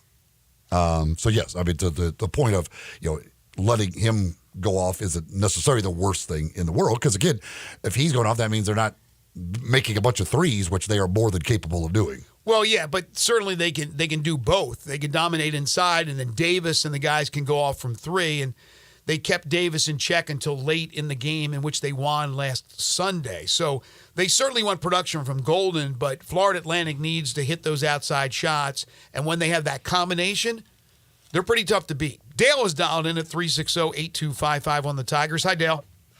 Hey, good morning. This is last night it was good to see them actually share the ball. And again, I hope clearly understands you don't have to score for this team to win. Right. Because if you just get them in the right place, and that's what I think has partially been missing in the games that they lost. But honestly, this seems to be the least athletic team overall that Penny's had since he's been here. We just look slow, a step slow every time. And going forward, I this is driving me crazy, so I just want to throw it out. Going back to the 80s with Dana Kirk, who I think was probably one of the best coaches ever at Memphis. Mm-hmm. They were getting ready to play Oklahoma, was a top 5, top 10 with Wayman Tisdale. And Jack Eaton had said, how are you going to beat him? He said, well, Wayman Tisdale's going to get his. He's an All-American. He's going to get his. We got to make sure everybody else don't. Yes. And that's what the Tigers seems to, they come in here, this guy's only taking 5 threes, and dadgum, he hits 4 or 5 against us. Or this guy's, hasn't hit one in 18, his last 18, he's over 8, and he hits 4 against us. We got to make sure that everybody else doesn't get theirs, because if you look at Naquan Tomlin, when Memphis played FAU, David Jones, he got his. He got 25. But Naquan, who usually averages like 14, got 21. Mm-hmm. You take that, if they had held him to his average, we get beat. So it's everybody else, which we might match up more physically or better with. Their 2, 3, their second, third, and fourth option. If we can hold them from getting their average, well, we would be undefeated right now. Thank you, Dale. Well, not undefeated, but you know what I mean. Absolutely. There's 4 or 5 games that we would have won. Absolutely. Got you, Dale. Appreciate the phone call. No, it's the old adage, right? If they have one star and he's going to get his, you got to hold the other guys in check. The problem is when you have 2 or 3 really capable players, then what do? You got to pick your poison, and that's not the easiest thing to do. Tony is next. Hi, Tony. Hey, good morning, guys. How you doing? Good morning. Hey, Tony. Yeah, I thought it was a pretty executed game, especially in the second half. I mean, both teams struggled, I think, with like the first 5 minutes, even scoring 10 points. Yeah. But, biggest problem with the Tigers is when they try to trap up top and they get caught. They get caught either with the spacing problem they have, not rushing to somebody else on the 3-point line, mm-hmm. or somebody rotating to get the easy lay-in on them. And like I said, their feet work is terrible sometimes guarding the man side by side. Especially, and I like Nick Jordan. Don't get me wrong. Some of his defense sometimes, but now he has surprised me in, I think, 3 games where he can recover and block shots from distance on guys. I've seen him do that in 3 games. So, sometimes it's a plus for some guys, but he is Penny's worst defensive team. But they are clicking now, and hopefully they can stay. If they can win out, they beat Florida Atlantic on the road, they're going to be back close to the bubble again. So, they just got to keep winning. Win big as you can right now, because obviously with the net, but I agree with you, Greg, something you said earlier. I think it's very dumb, but, it's the NCAA, they little tape measure. But I think Penny's done a very good job rallying this team back together, because he could have easily lost this team after that Texas trip. No question, Tony. Thank you, my friend. Appreciate the phone call. No question he could have lost this team. And we'll see if it continues. I feel really good about Sunday. I think it'll be tough to win down. They win down at Florida Atlantic. As Tony said, you get into the conference tournament, they're going to get themselves at least back into the conversation. Still on the outside, don't get me wrong, but at least closer to being bubblicious. One of the best things that's happened here in the past year was the arrival of Genesis Diamonds. They have been a game changer in the jewelry business here in Memphis since they came to town. Women here wearing bigger, better quality diamonds, some amazing diamond rings, designer rings, and that's all thanks to the arrival of Genesis Diamonds. Rock bottom prices on diamonds, a selection that's like 20 times your ordinary store. Designer rings you can't find anywhere else, guarantees and warranties that are the strongest around, and a relaxed, no pressure, laid-back experience with no commission salespeople. That's what you're finding, and that's what many people have found at Genesis Diamonds. If you haven't been there yet, if you're looking to buy jewelry, don't buy anything until you see Genesis Diamonds. Whether you're looking for a lab-grown or natural diamond, they'll easily beat anyone else's prices. Genesis has cornered the market on the world's most acclaimed designer rings as well. Check them out, Genesis Diamonds, Poplar and Perkins Extended. Prepare to be blown away by Genesis Diamonds. 10 in a row is next. You can jump on the Sports 56 listener lines if you'd like to participate. 901-360-8255. This is Sports 56 Mornings with Greg and Eli on Real Sports Talk, Sports 56 and 98.5 FM. We are Real Sports Talk. Sports 56 WHBQ. Available on your radio dial at 560 AM and 98.5 FM, as well as around the world online at sports56whbq.com. Take us with you everywhere by downloading the Sports 56 app. And at home, just say, Alexa, play Sports 56. Wherever you are, stay tuned in to Real Sports Talk. Sports 56 and 98.5 FM. I am such a failure. You're going to have to narrow that one down a bit. As the spokesperson for Central Barbecue, I have failed to tell everyone about the new location in South Haven. Technically, I'm the spokesperson for Central Barbecue. Well, I haven't told anyone, but there's a new location in South Haven that's super convenient for the people living there. And I haven't told them that location is where all the Central Barbecue catering for North Mississippi comes from. If we could get back to the Central Barbecue spokesperson thing, see, you have to do this because you work here. Now, I have no clue how I'm going to face the people of South Haven. I have besmirched the name Central Barbecue spokesperson. Besmirched? Some days I cover up because of my moderate to severe plaque psoriasis. Now I'm hitting the road with clearer skin thanks to Skyrizi, Risankizumab Riza, a prescription-only 150 milligram injection for adults who are candidates for systemic or phototherapy. With Skyrizi, 3 out of 4 people achieved 90% clearer skin at 4 months. And Skyrizi is just 4 doses a year after 2 starter doses.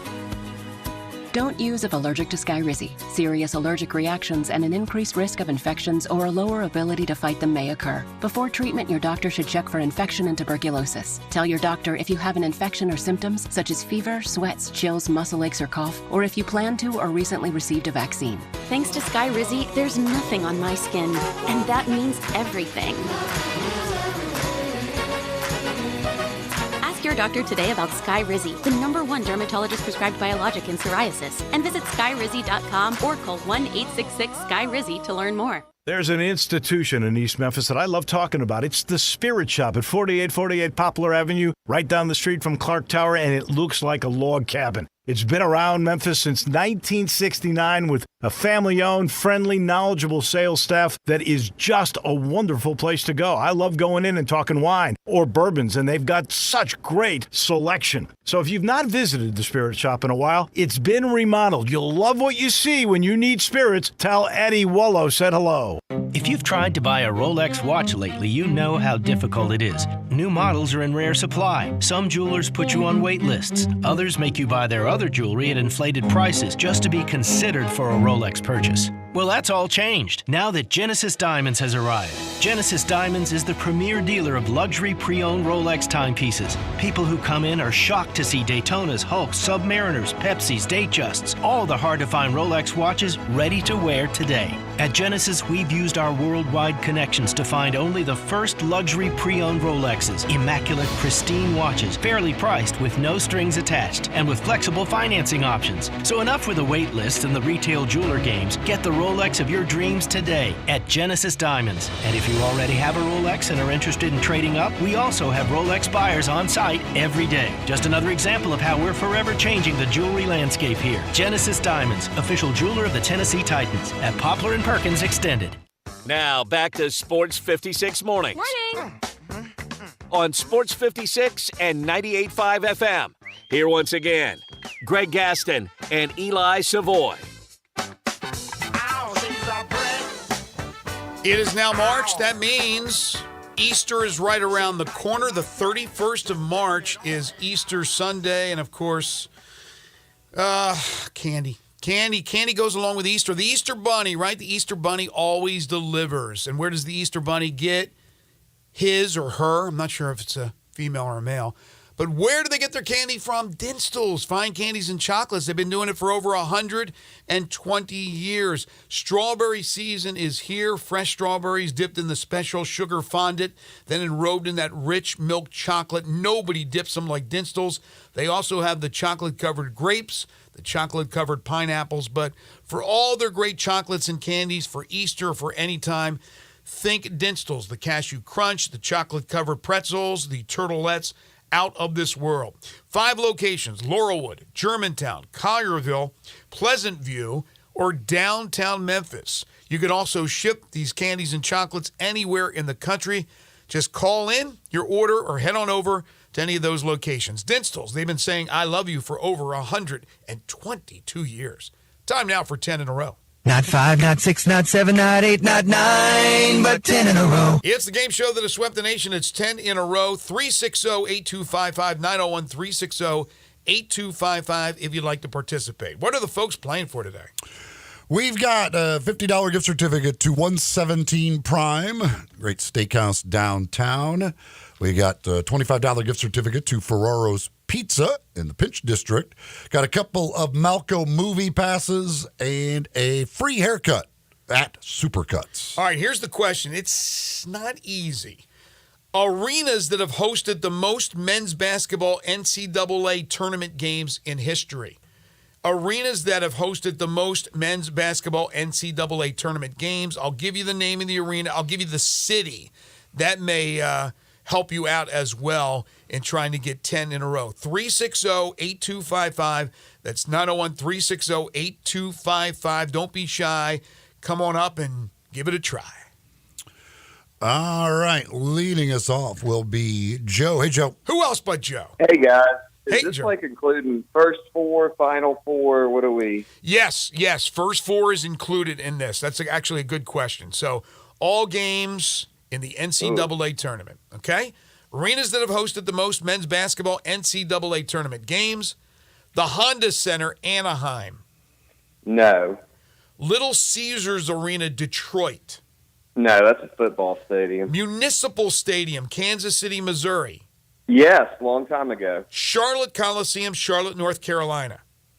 That's a tough one. I'm going to say no on Charlotte. 360-8255. I thought Joe would nail that one. I thought that one was the easy one.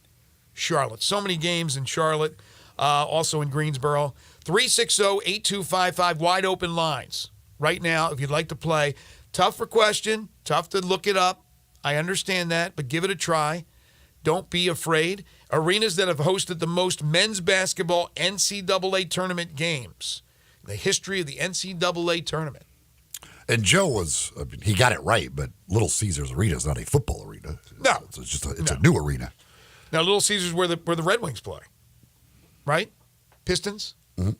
Do the Red Wings play in that? Mm-hmm. Yeah, that's what I thought. They've had so many stadiums and arenas in that area. Have they not? I remember growing up. Are they all still standing? Cobo Arena was where the Pistons played when I was young. I didn't go there, but I knew they played at Cobo Arena. I believe Cobo Arena still exists. When I went to Detroit, it was still there. Then they had, after Cobo Arena, didn't they play for a little bit in the Silverdome? Like one season basketball? Seriously. Like, maybe I'm wrong about that. They played, of course, in Auburn Hills, right? That was the new arena. And then that's gone. I don't know if that was knocked down or not. And now they have Little Caesars. All right, 360-8255, arenas that have hosted the most men's basketball NCAA tournament games. Who's next? Next is George. Hey, George. Let's try it. All right, George. Madison Square Garden, New York. Yes. Gimme right there. McNichols Sports Arena, Denver. No. Amway Arena, Orlando. No. Greensboro Coliseum, Greensboro, North Carolina. Yes. Capital One Arena, D.C. No. RCA Dome, Indianapolis. Yes. McHale Center, Tucson. Yes. RCA Dome, I said it twice, but I'll give it to you. RCA Dome, Indianapolis. Yes. Freedom Hall, Louisville, Kentucky. No. Oh, 360-8255. I thought he had it. Oh, George, good run. Who's next? Next will be another Joe. Hey, Joe. Hey, Joe. Hey, how y'all doing? Doing Good. well. Honda Center, Anaheim. Yes. 360-8255. So I'm stuck. I'm not going to go back and change. You're going to get 2 RCA Domes. The next person that calls in is already up to number 9, thanks to George. 360-8255. Arenas that have hosted the most men's basketball NCAA tournament games. Jack is next. Hey, Jack. What's up, Jack? What's going on, guys? Madison Square Garden, New York. Yes. McNichol Sports Arena, Denver. No. Amway Arena, Orlando. No. Greensboro Coliseum, Greensboro, North Carolina. Yes. Capital One Arena, D.C. No. RCA Dome, Indianapolis. Yes. McHale Center, Tucson, Arizona. Yes. Again, the RCA Dome. Freedom Hall, Louisville, Kentucky. Yes. TD Garden, Boston, Mass. No. Winner. Well done. You can thank George a little bit too, Jack. Good job. I remember U.S. Reed hitting the half-court shot over there. Oh, look at that. That's absolutely right. Good job, Jack. Congratulations. Congratulations, Jack. Hold on, and Zach will take care of you. All right, Eli. First list, Honda Center, Anaheim. No. Little Caesars Arena, Detroit. No. Municipal Stadium, Kansas City. Yes. Charlotte Coliseum, Charlotte. Yes. American Airlines Center, Dallas. I'll go no. John Huntsman Center, Salt Lake City. No. That's a yes. Omni, the old Omni, Atlanta, Georgia. Sure. Yes, you are correct, sir. Wells Fargo Arena, Philly. No. Dayton Arena, another gimme. Dayton, Well, Ohio. yeah, yes. And another gimme. FedEx Forum, Memphis. I'm going to go no on that one. You did well. You did well. That's 10 in a row. Congratulations to Jack this week. Speaking of FedEx Forum, tonight the Grizzlies will be in action at FedEx Forum. Tomorrow night, the Grizzlies will be in action at FedEx Forum. Tomorrow night, both games will be against the Portland Trail Blazers. Tomorrow night, again, they will be giving away these beautiful Hawaiian shirts, which I am modeling today. I'll tell you, this might be my favorite giveaway the Grizzlies have ever done. This thing's comfortable, good-looking shirt. This is a shirt I might actually wear. Am I crazy, though? They gave a Steven Adams one I have away, no right? idea. Yeah, I have that one, and that's comfortable as hell, too, so I would imagine this one is. If you want to go to the game tomorrow night, got a pair of tickets. Again, this is for tomorrow night's game. Not tonight, tomorrow night. Got a pair of tickets for the Grizzlies and the Blazers. Caller number 5. Caller number 5. 360-8255. 360-8255. Caller number 5 will get the 2 tickets. And if you're one of the first 3,000 to arrive at the game tomorrow night, well, then you'll get the shirt as well. Caller number 5, 360-8255 for 2 tickets for tomorrow night's Grizzlies game against the Portland Trail Blazers. All right, I'm trying to put, maybe you'll have better luck. I don't know. The internet goes down always in the 9 o'clock hour for some reason, but I'm trying to figure out the American Conference schedule for this weekend and who the Tigers fans should be rooting for if the Tigers are to somehow get into the top 4 and get that double bye. So what's the weekend schedule for the American, if you can find that? It is Tulane's at Florida Atlantic. Okay. So you're rooting for Tulane to pull off the big upset. Tulsa's at Temple. Okay. UTSA's at SMU. UTSA pulling off an upset would help. South Florida's at Charlotte. So in that situation, you're rooting for South Florida. They've already clinched. You can't catch them. You want them to knock off Charlotte. Then Rice, Wichita State, East Carolina, North Texas. So some games of importance when it comes to the Tigers. Of course, so the Tigers and UAB, the only Sunday game in the American? No, there's another one. There's the East Carolina, North Texas. Okay. Game is on Sunday. So get your tickets today. Get your tickets today. SEC, all the games are on Saturday. You have a battle of ranked teams in Florida and South Carolina. That's number 24 at number 18. Kentucky hosts Arkansas, LSU at Vanderbilt, Mississippi State at Auburn, Texas A&M at Georgia, and the big showdown on the Hill, number 4 Tennessee, it's actually in Tuscaloosa, my mistake.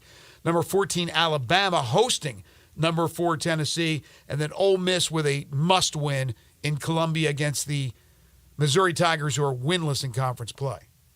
Yeah, certainly Tennessee-Alabama, huge game. I think that Florida-South Carolina game, interesting game. It should be a good game. That's a big game for teams as they try to improve kind of their seeding and situation. Kansas-Baylor nationally in the Big 12, huge game there as well. So some good stuff coming up as we get down to the final couple of weekends now of the regular season. Moving, folks, if you got a move coming up, whether it be moving to a new home, whether maybe you're moving to a new office, the whole process of moving, that's a lot of stress, a lot of worry, a lot of things that you have to deal with. Well, you want to first start with getting the people to help you, the right people, and that's not your lazy friends. It's the professionals. Get the professionals on your side. Black Tie Moving. Give them a call. Go to the website. Talk to the folks at Black Tie Moving. They work with you, coming up with a plan, fitting your needs and fitting your budget. That's the important part of this, taking a lot of the stress and worry out of it when you've got the professionals. Black Tie Moving, all you got to do, 901-316-6196, 901-316-6196, or you could go to blacktiemoving.com/Memphis. You can talk with them. They'll come up with that plan. They'll give you a no-obligation quote up front, so you know exactly what it's going to cost as well. The best in the business. They've got 5-star ratings all over online. They've got A+ with the Better Business Bureau. They're the best you can find. Black Tie Moving. I saw where Kool-Aid McKinstry from the University of Alabama has an injury. I'm not sure if that'll affect his draft status, but he's at the Combine. Also, Caleb Williams is at the Combine to do some interviews. I don't think he's going to go through any of the physical measurements and things of that nature, if I'm not mistaken. Either him or Daniels, it was announced. I think it's Caleb Williams that isn't going to go through that. But Kool-Aid McKinstry has a Jones fracture in his right foot, discovered by the doctors during the medical evaluations at the Combine. That's why some of these players who are projected to be as high as Williams, which is number 1, they don't go through these things. Now, I wonder if the teams have, if they don't get them at the Combine, can they get them before the actual draft to come in and do that? If you're a player, don't you just continue to say, no, I'm not going to do it? And then what is a buyer beware? If the player's hurt, you draft him, he ends up being hurt. If there's some kind of injury like there is with McKinstry that they didn't know about, that's something very interesting. The Combine has certainly changed over the years, where it used to be every player went in and did everything that was asked of them. Well, you guys do everything we ask of you. We want you to listen. We want you to call in. We want you to text in, and you do that, and we can't thank you enough. Big thanks to John Varlas, Matt Dillon, and Sam Hardiman for joining us on the program today. We're back Monday morning, starting bright and early at 7 a.m. Dave Wolo is back from Greenville, North Carolina. That was a long walk for him, but he is back, ready to go with Wolo and Friends on Sports 56. It is next. For Eli Savoy and for Zach Boyd, I'm Greg Gaston. Have a great weekend, everyone. Even